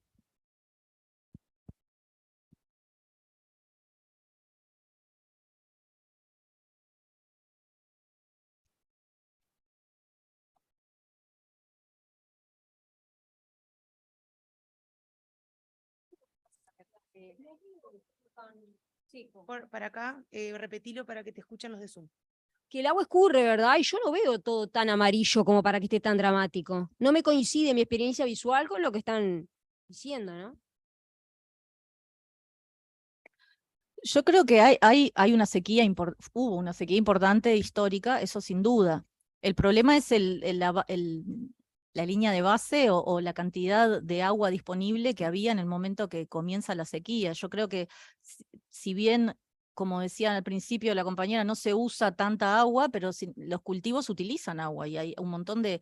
El problema es que no lo sé, no lo sabemos. Yo creo que eso es algo que habría que estudiar en el marco de este proyecto que comentaba al principio, es cuánta agua estamos invirtiendo en esos usos, en esos cultivos.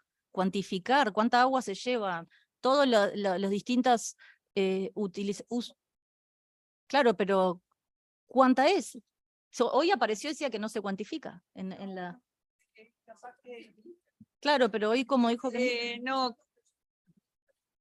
capaz que No, pero no tengo de riego, sino de realmente con un cultivo, como decía No, Federico, pero yo ¿cuánto insume un cultivo? ¿Se animan a dejarme aclarar lo que dije? Está, gracias. Me parece que me expresé mal. Yo arranqué por el ciclo del agua y tan mal rumbeada no estaba. Hay un 40% que va a dar a ríos, arroyos, zanjas, lo que sea. ¿Qué pasa con el otro 60%? Bueno, el otro 60% es una cantidad muy grande, como estabas diciendo tú, y esa cantidad, una pequeña cantidad infiltra hacia los acuíferos o lo que sea, y el resto se lo llevan las plantas.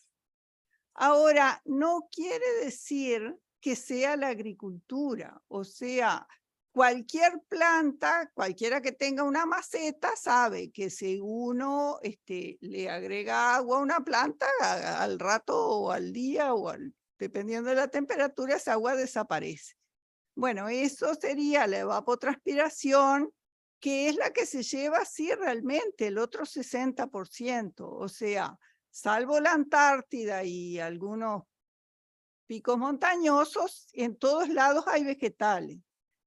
Antes de la agricultura, esos vegetales eran los que cumplían esa función en el ciclo del agua, de recoger el agua del suelo que cae, si no el suelo se inundaría porque no tendría una salida esa agua para hacer ese ciclo. Entonces, las raíces de las plantas absorben el agua, evapotranspira y eso es lo que cumple ese ciclo. Y eso se lo llevan ese 60% en nuestras condiciones. Y bueno, está muy bien cuantificado. La gente que trabaja en eso te puede decir cuántos kilos de... Yo puse un ejemplo, por ejemplo, ese del maíz, que era un caso de cómo organizar el riego, pero hay gente que trabaja en campo natural, yo qué sé, en lo que sea, que es la vegetación que había o en los montes nativos y se sabe cuánta agua consume.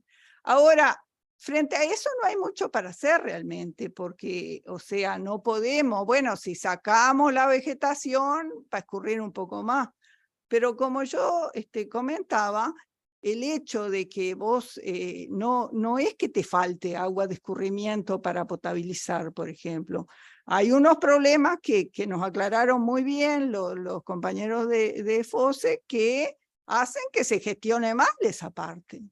Pero no es que falte agua para potabilizar, salvo que hayas hecho las cosas tan mal y previsto, no previsto, y que haya una seca muy importante, porque además hay una cosa, y es que yo creo que todo el mundo que no previeron no era porque en algún momento, bueno, vamos a perjudicar a la población dejándola sin agua, porque muchos de ellos dependen de los votos de la población y no quieren enemistarse con ella, pero lo que sí ocurrió es que todos esperaban que en algún momento lloviera y que todo se diluyera. El tema es que no llovió.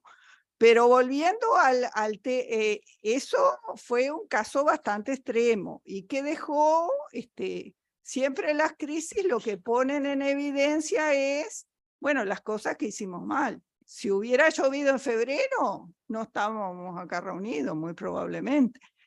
Pero el 60% del agua que cae en el Uruguay, más o menos, digo, te porra por algún poco, se la llevan las plantas, que no es lo mismo que la agricultura, pues las plantas es toda la vegetación.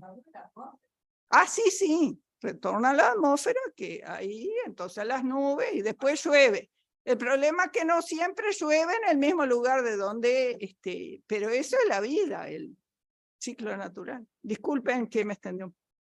No, yo aprovecho para preguntar, ya que estoy acá, perdón. Pero entonces es lo mismo la cantidad de agua que va a absorber, por ejemplo, una plantación forestal que una pradera, porque la plantación forestal después se cosecha. No, pero Eso lo creo que es que se y ahí cosecha- esa agua no lo que vuelve se a la atmósfera. cosecha tiene muy poca, o sea, es poquísimo lo que se cosecha en las plantas, porque, o sea, yo decía 6.000 metros cúbicos para producir 15.000 kilos de maíz. Y el maíz tiene un 10% más o menos de humedad. O sea, todo el resto volvió para la atmósfera. ¿Tá?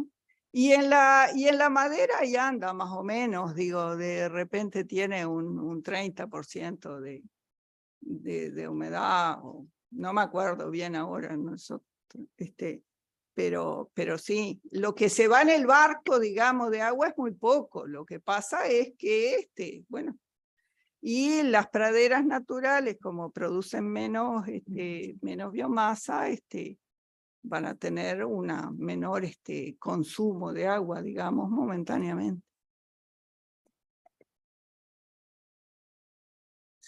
Y igual digo, no sé si la pregunta venía por ahí, pero en esto también de por ejemplo, el ejemplo del maíz o cualquiera de otro tipo de monocultivo, habría que ver realmente para qué se planta, ¿no? O estas megahoras, para qué se hacen, para quiénes las pagamos también. Porque un poco lo que decíamos en cuanto al posicionamiento político, está bien todo estos modelos de desarrollo o esta forma de plantar maíz, capaz que en base a esa forma se hacen los cálculos, pero digo, tendríamos que ver si también o sea, cuestionar del fondo para qué se planta, para quiénes se planta, ¿no? Un poco lo que hablaba Federico, lo del tema de la producción, digo, no puede ser que un poco no solo lo que hablamos del agua que se pierde, sino que con sequía y sin sequía no le llegan caños de agua a la gente en los asentamientos, un poco en el sentido de, bueno, con todo este cálculo del maíz, ese maíz para quién es, no puede ser que hayan 800 ollas populares en el territorio nacional, que la gente, su forma de acceder al alimento, o por lo menos complementando, porque estamos hablando de población que está desempleada, pero también con empleo, con salarios mínimos, no llegan a cubrir las necesidades, o por lo menos ven en una olla popular un complemento de algo tan básico como la alimentación. Entonces un poco esto era lo que decíamos, digo, está bien lo de los cálculos, los números en base a los números duros y ese cálculo, pero cuestionar de la base para qué se hace. Ese maíz, para quién es, cómo se planta ese maíz, qué consecuencia tiene. Digo, pues, no sé, digo, me parece que, no sé si la pregunta también de la muchacha iba por ese lado, ¿no? Digo, porque habría que preguntarnos para qué, digo, todos esos proyectos, desarrollo, a quién genera, ¿no? Digo, porque desde los 90, por lo menos para acá, han planteado distintos tipos desarrollo, uno de ellos el forestal que se estaba hablando ahora en cuanto al consumo del agua, y la cuestión es también para qué, ¿no? Y para quién. Si realmente eso con esta famosa lógica de derrame, ha derramado lo suficiente como para llegar a esos barrios, porque siguen habiendo barrios donde la gente no tiene ni garantizada una vivienda, no tiene alimentación cubierta, educación o salud. Y hoy en plena emergencia hídrica no tiene ni siquiera para tomar agua, cuando agua hay. Un poco por ahí la respuesta. Gracias, Martina, Mabelia. Tenemos por escrito, era la única pregunta que teníamos, pero por el chat del Zoom tenemos 4 o 5 preguntas más. La primera pregunta que llegó por el chat la hizo Isabel, que agradece la actividad y una pregunta a Mabelia. En 2013, con motivo del evento de cianobacterias que afectó el agua de OCE en Montevideo, se hizo el informe de los decanos, entre comillas, con participación de Fagro, que incluyó medidas de manejo en la cuenca del río Santa Lucía. De esas sugerencias, ¿algo se implementó? ¿En qué medida? Gracias y saludos. Bueno, gracias por la pregunta. Realmente no soy una experta en todas las medidas, porque había algunas que eran relacionadas con vertidos industriales o saneamiento urbano de poblaciones que pudieran, pero en la parte de que yo estoy más, que sé más, se ha buscado, como decía hoy, controlar determinadas actividades que se suponía y se sigue suponiendo que contribuyen al problema de la calidad del agua. Ahora, como siempre que se plantea frente a una normativa y control, bueno, primero hay que buscar que la normativa sea razonable, etcétera, que tenga base científica, y después que el control sea más o menos efectivo. Yo respecto a algunas de las cosas que se plantean de manejo de suelos, pienso que podemos llegar a tener un problema de instrumentación, digamos, sobre todo relacionado con la base científica que tenemos y la necesidad de evaluar lo que está pasando con esas medidas. O sea, por ejemplo, decíamos, bueno, se exige que haya una franja al lado de las corrientes de agua que no se utilice, que no se pueda hacer laboreo, que no se pueda hacer de aplicación de determinados agroquímicos o pastoreo directo. Está todo bien. Ahora, cuando se empezaba a establecer eso, ¿qué ancho tiene que tener la faja? Entonces uno mira los países del mundo y sabe y ve que en Nueva Zelanda creo que son 2 metros, y en no sé dónde son no sé cuánto, y en no sé dónde son. Y bueno, la bibliografía dice que con más de 40 metros se calcula que no llegan las cosas que venían de arriba al agua, y bueno, se puso creo que 40, 50 metros. Entonces, justamente esas son de las cosas que yo creo que a partir de este proyecto que nosotros estábamos planteando, podemos mejorar, ¿verdad? Porque, bueno, se hacen, lo mismo la compañera mostraba los niveles de fósforo en el agua, que el del verde, el del amarillo y el rojo. Bueno, diferentes países tienen diferentes niveles, y realmente que acá se tomaron se toman valores de bibliografía internacional, y una de las dudas que siempre nos queda es si esos valores bueno, son los más adecuados. Hay gente de limnología, yo que sé, Goyenola, toda esta gente trabaja en eso y probablemente tenga la oportunidad de avanzar en ese tipo de cosas. Entonces, por otro lado, hay los organismos de control, bueno, controlan hasta donde pueden. Yo, por lo que conozco, hay un razonable volumen de control. En general, no es que sea todo un verso, pero está eso, cada uno lo ve como, digo, es una cuestión de creencia. Entonces, no pretendo influir sobre los demás por lo que yo sé y he visto y todo, hay un control bastante, en algunos casos bastante interesante. Y bueno, esa es la situación un poco respecto a eso. Bien. Perdón, porque para sí, sí. aquellos que participamos de la Comisión de Cuenca del Santa Lucía, durante los últimos años hemos visto varias veces denuncias de gente que muestra que no se cumplen en muchas partes de la cuenca, no se cumplen esas, por ejemplo, lo de las zonas, el retiro, ¿no? Hasta dónde se puede cultivar, hasta dónde se puede pastorear, se ve hasta el borde del río mismo, las plantaciones, por ejemplo. Eso vinieron varias veces a la Comisión de Cuenca, ese tipo de denuncias. Y bueno, en cuanto a los niveles de fósforo, ya se actualizaron en Uruguay en base a los datos, a la información y a los datos de monitoreo de los ecosistemas de Uruguay. Y igual la concentración de fósforo en general está por encima de esos niveles actualizados, que dependen del tipo de ecosistema, del orden, si es un río, si es un arroyo. Todo eso se revisó hace unos años, participó gran parte de la comunidad de limnólogos y igual los ecosistemas están eutrofizados. Entonces, con el tema era que, como decía la compañera, se basaba en una normativa extranjera y por eso se hizo una comisión para actualizarlo. Y se actualizaron. Pero bueno, están igual, las grandes cuencas están, y sobre todo la cuenca de Santa Lucía también hay trabajos de línea y de la Facultad de Ciencias que muestran las concentraciones de fósforo en gran parte de la cuenca del Santa Lucía son también muy altas. Toda esa información está disponible.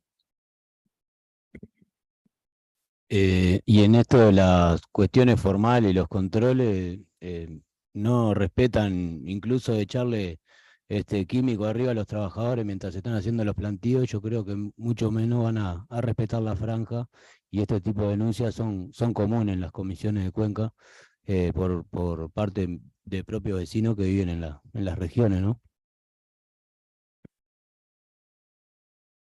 Bien, gracias. Vamos a otra pregunta que está un poco relacionada con lo que se venían contestando también ahora en la mesa.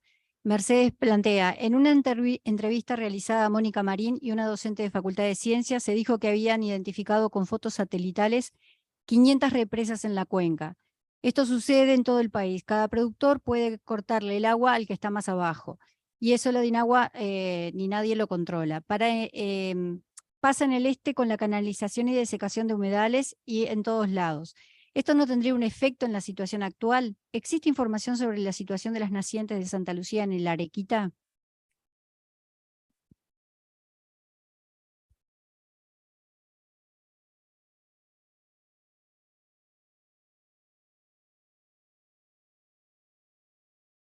Bueno, hay dos más.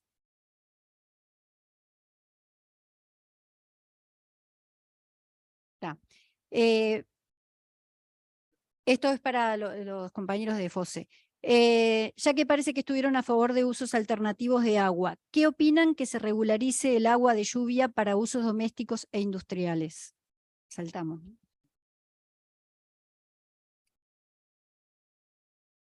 Perdón, que sigue. Participé en estudios de calidad de agua en Maldonado y OCE no evaluaba la calidad del agua que se vierte desde el pan de azúcar al arroyo Tarariras, al menos durante varios años. La metodología además era obsoleta y solamente el plan era tomar muestras 4 días al año.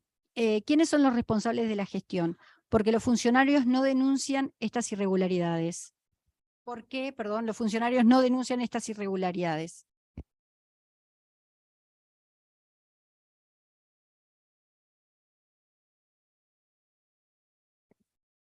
Sí, la OCE no tiene competencia sobre el agua de lluvia, digamos, y ese tipo de cursos de agua. No, eso Eso para empezar. La problemática de la OCE es los cursos de agua dulce que alimentan las plantas potabilizadoras, superficiales o subterráneas, efectivamente. La otra pregunta que me había quedado...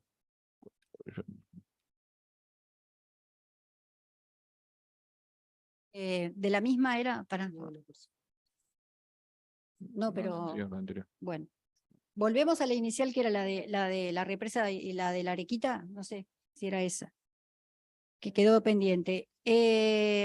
La pregunta era si la situación justamente de las 500 represas en la cuenca Esa. y cómo se maneja el Esa. agua, aguas arriba y luego lo que afecta a aguas abajo, si la DINAGUA ni nadie controla, y esto mismo está pasando con la canalización y desecación de humedales y en otros lados.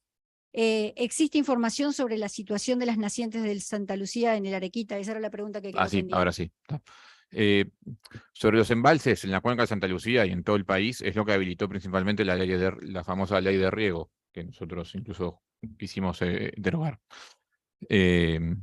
Ahí está el problema obvio de la eutrofización, ¿no? Porque yo sé que me pueden responder, no, pero el embalse tiene una cota máxima y a partir de esa cota el agua pasa. En sequía no, igual, por cierto. ¿Ah? Como la propia embalse de Paso Severino. O sea, cuando la situación es normal, el agua le pasa por arriba a la cota de seguridad y sigue largo. El agua no se queda atrapada en el embalse, y eso pasa con todos los embalses. Cuando hay sequía, los embalses influyen. ¿Sí? Eso es evidente. ¿Sí? Así que hay y la enorme cantidad de proliferación de embalses en la cuenca del Santa Lucía influyen en la calidad del agua. Por eso dije, la respuesta política del Estado ha sido: ustedes sigan haciendo embalses, que yo incremento los costos de agua corriente y me hago cargo.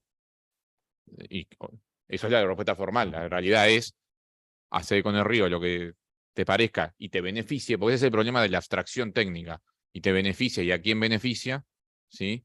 Que el Estado se va a hacer cargo de esas consecuencias, y de fondo, cuando decimos el Estado se va a hacer cargo, por lo menos en el caso de la OCE, aunque esto aplica a todo, en el caso de la OCE se traslada directamente a la tarifa, es decir, el beneficio al capital mediante la enorme cantidad de embalses para el agronegocio y el empeoramiento de la calidad del agua se traslada en costo que pagamos todos. Y sobre todo agregando, los emprendimientos productivos no pagan esa agua.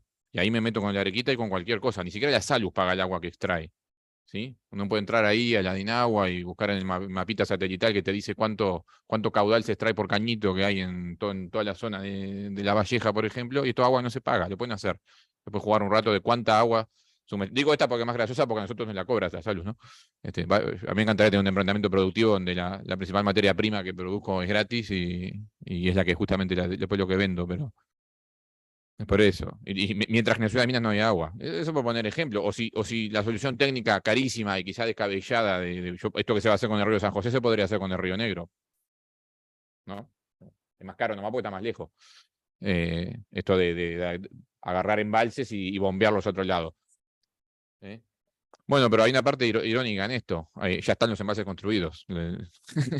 No, en el San José no hay que hacerlo, ¿sí? Y sin embargo, si yo sé, todos sabemos que si se me ocurre bombear el embalse de la represa de Palmar o de Rincón de Boñete, tengo una enorme discusión con UPM, que en su propio contrato dice que el Estado le tiene que asegurar una cota por la cual no puede bajar el agua, porque si no la planta no funciona, ¿no? Por ejemplo, digo, porque ahí está el trasfondo del asunto. Yo saludo que la universidad haya presentado el programa Agua País. Ojalá no caiga en saco roto como tantos proyectos que presenta la universidad en las rendiciones de cuentas. También espero que de ahí sirva para no solo diagnosticar, porque nos vamos a llenar de diagnósticos que quizás ya tenemos, sino que sirva para que el aporte de la Universidad de la República y haga honor al artículo de la ley orgánica, y sirva para reflexionar realmente de los problemas reales del país. Yo lo digo desde el mayor de los respetos, pero también si vamos a destinar recursos a ese tipo de cosas, no tienen que limitarse al diagnóstico, sino en serio a poner sobre la mesa, ¿sí? Y nombrar el artículo 2 de gusto, porque lo podemos leer, ¿sí? De para qué tiene que destinar esfuerzo la Universidad de la República, además de formar, para cuestionar de verdad, una vez que tenemos los diagnósticos, por ejemplo, a quién beneficia. Porque si no, siempre es una abstracción hablar del agua, ¿no? Está acá, está allá. Yo entiendo, el agua en algún lado va a parar, el agua no desaparece. Yo igual puedo polemizar de que no es lo mismo el pasto que un árbol, ¿no? Porque la cantidad de agua que no se, ¿cómo es la palabra? No se evapora, no no se evapotranspira, no es la misma la de un eucalipto que la de una papa. Es evidente que no es la misma. 30% es un montón, por ejemplo. Es un montón de agua que no evapotranspira y que sí se va. ¿Sí? Entonces, ahí hay una parte seria del problema.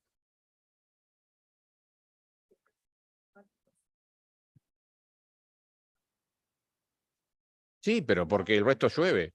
No dialoguen. Están pensando, no es solo esto, acotar esto. Solo decir que se embalsa o se capta con una toma directa desde un arroyo, solo el 4% de lo que escurre. ¿tá? Y escurre el 40% de lo que llueve. Y solo se está captando Pero eso no quiere, el perdóname, 4% eso no quiere decir que el otro de lo que escurre. yo podemos dedicar una charla técnica, pero el otro 36% no quiere decir que no se lo esté chupando, por ejemplo, la forestación, le cae arriba. O sea, no necesito embalsar agua de lo que escurre, pero eso no quiere decir que lo que no escurre no esté siendo usado por el propio modelo. Resulta obvio. Está disponible, digamos. Lo que no escurre igual es usado para... Sí, Hay no más. todo. O si llueve arriba de los campos forestados, no escurre y no se evapotranspira. Sí, disculpen, pero el tema es que el diálogo así, es No claro todas. que esto no se termina hoy. No, Y no, que no. vamos a hacer más, tener más instancias. Hay una pregunta que, Muchas preguntas. teníamos previsto hasta 8:30, creo por que es la eso. última pregunta y hacemos un cierre, ¿sí? Jorge le pregunta a Mabelia, ¿qué valor le podemos poner al uso del suelo? Son 3 preguntas, es una pregunta larga. Son 3. Son 3 preguntas. ¿Qué valor le podemos poner al uso del suelo en la cuenca a los problemas de pérdida de calidad de agua? Segunda pregunta. Bueno, yo traté. Segunda pregunta. Si está valorado el impacto de la retención de agua en el suelo que ha ocasionado los 1 millón de hectáreas de eucaliptos que tiene nuestro paisaje hoy. Y la última no es una pregunta, en realidad es una reflexión respecto al fósforo.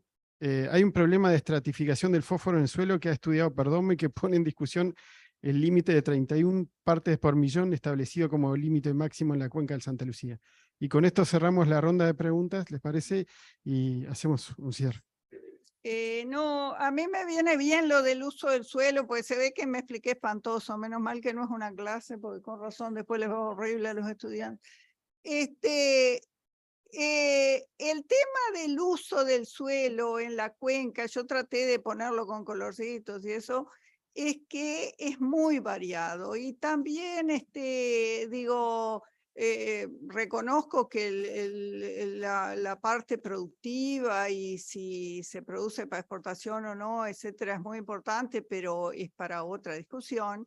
Lo que sí traté de hacer con los colorcitos fue que se viera que no es el jefe de Homero Simpson haciendo un desastre, sino que son casi todos tambos, muchos de ellos pequeños, y que si la solución que se está planteando es que no se produzca en la cuenca, estamos con un problema social muy grave, que yo no sé si no es como no va a pasar, porque ningún gobierno, ni del Partido Verde, ni de ningún otro partido va a cerrar un tambo. A veces se cierran solos por cuestiones económicas o de productividad o lo que sea. Pero también, bueno, puede haber cierta inconsciencia en el sentido, bueno, yo pido que cierren los tambos, total, alguien le va a poner Pero realmente, si la mayor parte de la cuenca está con producción lechera, si yo digo que lo que no hay que hacer es producir en la cuenca, quiero decir que se cierran los tambos, porque de otra forma no hay. Entonces, ese punto a mí me parece que lo tenemos que tener bastante en cuenta, ¿verdad? Y el tema de la forestación gasta muchísima agua. A nivel local, muchas veces se secan pozos. En realidad es un poco más complicado que eso, porque a nivel de cuenca no se han encontrado casos muy extremos de cuencas forestales que estén escurriendo menos agua. Pero realmente el problema que hay es que la mayor parte de la forestación está, no sé si es un problema, pero es algo que es un hecho, está en zonas donde, que no son las donde las cosas se están complicando. Entonces, bueno, quizás desde el punto de vista del ecosistema tendríamos que estudiar, se me fue Fabiana, que le gustan los ecosistemas, pero habría que estudiar eso más en detalle, quizás del consumo y si eso afecta o no. Es dificilísimo estudiar, por algo no se sabe todavía mucho. Pero en realidad uno de los problemas que tenemos con el agua es que llevarla, como explicaron hoy, es complicadísimo llevarla para otro lado. Entonces, hay que ver ecosistema por ecosistema, y lo que se usa en el arroz, que es muchísimo, es en la cuenca de la Laguna Merini. Bueno, Mercedes, supongo era Mercedes Rivas, hay conflictos también, como hay en la cuenca del Santa Lucía, sobre, bueno, sí, pero sí, ya termino.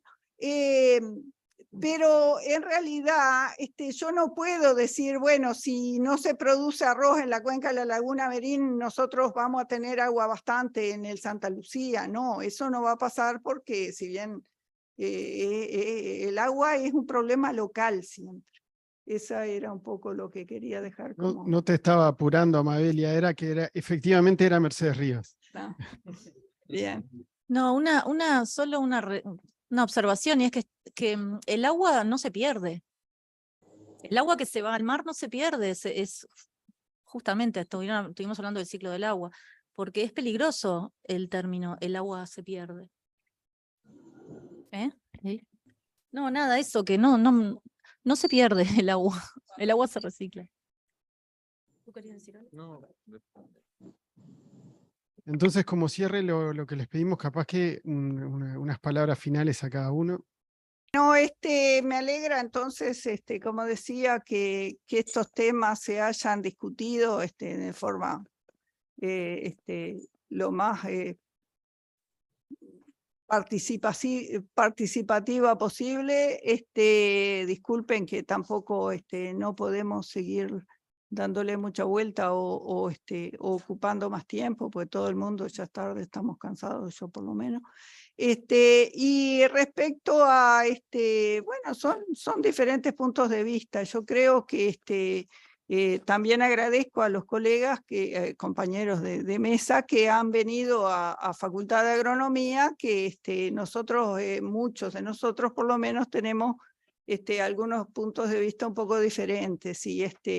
Y por lo menos en el caso de en mi caso, digo, no voy a hablar por otros, yo creo que lo mejor es tratar de compatibilizar la producción con el bienestar de la población, y creo que eso es posible realmente. Bueno, capaz que todos tenemos que perder un poquito, pero es mejor que tener problemas sociales graves como lo que mencionaba, de que podría ocurrir si se empieza a limitar en forma muy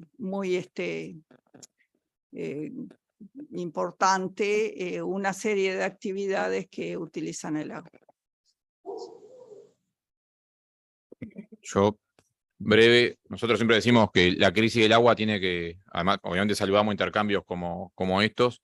Como dije en la intervención inicial, la crisis del agua tiene que permitir reflexionar. Cuando dice reflexionar, no es para hacer un concurso de filosofía, es reflexionar para modificar la realidad. Hay dos cosas: la inversión en infraestructura real del agua, y exigirla a quienes tienen, en vez de discutir qué gobierno administró peor, porque a esta altura esa es la discusión a nivel político, ¿no?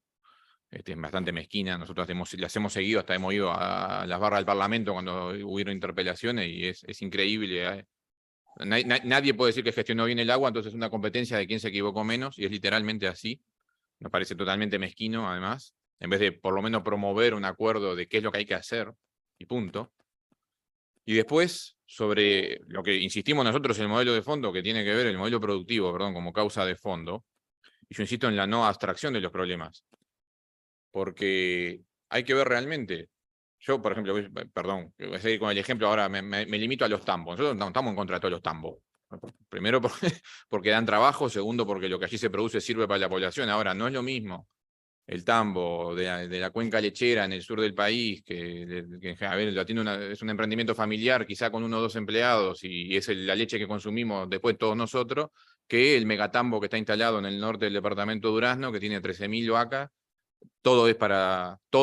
son 25 toneladas que produce al año de leche en polvo, que se exporta el 100%, ¿sí? No emplea más que a 5 personas, y tiene un embalse a donde va el escurrimiento de casi todo lo que debería ir a parar el río Xi, más grande que la represa de Paso Severino, por poner un ejemplo, ¿no? Entonces, yo me abstraigo y miro números en general y hablo de las cosas en general, por supuesto que saco conclusiones generales y pocas acciones reales. Yo puse este ejemplo porque lo conozco, además, tuve que ir ahí, ¿sí? Entonces, tener un tambo de 13.000 vacas para exportar, para que un solo inversor, que es extranjero, Bulgeroni, capaz que uno sabe cuál es, se la lleve toda, y eso no genera trabajo, se lleva el agua, porque desvía los escurrimientos que deberían ir a parar los cauces de agua que están ahí. Lo pueden buscar hasta en Google Maps y ver el embalse que tienen ahí, que es para su propio emprendimiento, y nada sale de ahí. Y se exporta todo, ni siquiera, uno podría entrar en una discusión de si algo de esa leche quedara en el mercado interno. No, nada, no va a parar a nada, ¿no? Entonces, ese es un ejemplo, se llama, no me acuerdo ahora, Estancia del Cielo, algo así. La Estancia del Lago, ahí está. No, yo estuve hace menos de un mes ahí, no está cerrado el tambo. Y es impresionante. Entonces, no cerró, no, que va a cerrar. Con lo que genera eso de millones de dólares por menos, creo que haya cerrado. Entonces, por eso lo digo, o sea, no es lo mismo, no es comparable el tambo de la familia con 5 vacas que el señor que tiene 13.000. ¿Sí? Entonces, eso es lo que nos tiene que permitir cuestionar el modelo. Y podría hablar así de la cuenca de Santa Lucía y los 500 embalses. Nosotros no estamos en contra de la industria, del desarrollo, del progreso, y eso por supuesto que no. Estamos en contra y esto tiene que ser claro, de a quién beneficia y a qué sectores sociales beneficia. Ese es el problema de fondo.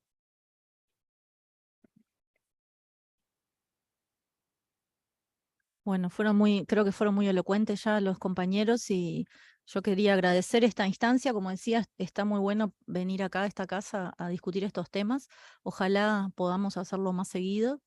Y nada, de mi parte, para mí es una preocupación, la calidad del agua es una preocupación, porque es un problema de salud que tenemos ahora y que vamos a tener cada vez más a futuro. Y si pudiéramos trabajar juntos para minimizar ese problema o eliminarlo, sería genial. Ojalá que este proyecto de la universidad sea financiado. Por ahora no han tenido mucha suerte en la rendición. Pero bueno, podemos intentar igual hacer este tipo de trabajos, y bueno, el agua es un problema de salud y un problema de supervivencia. Y estoy de acuerdo con lo que acabas de decir. ¿Para quién y por qué estamos contaminando el agua?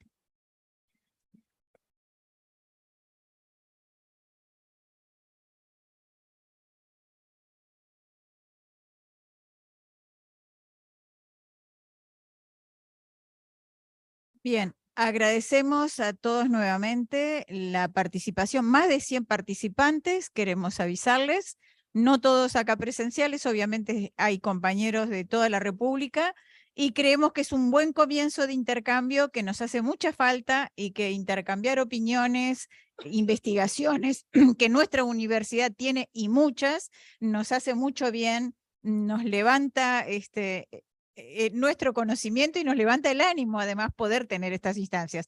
Ergo, sigamos promocionando este tipo de encuentros, y muchas gracias otra vez. Felicitaciones, y a los compañeros de FOSE que mañana empiezan con ocupaciones, empiezan una lucha muy dura, toda nuestra solidaridad y todo nuestro apoyo.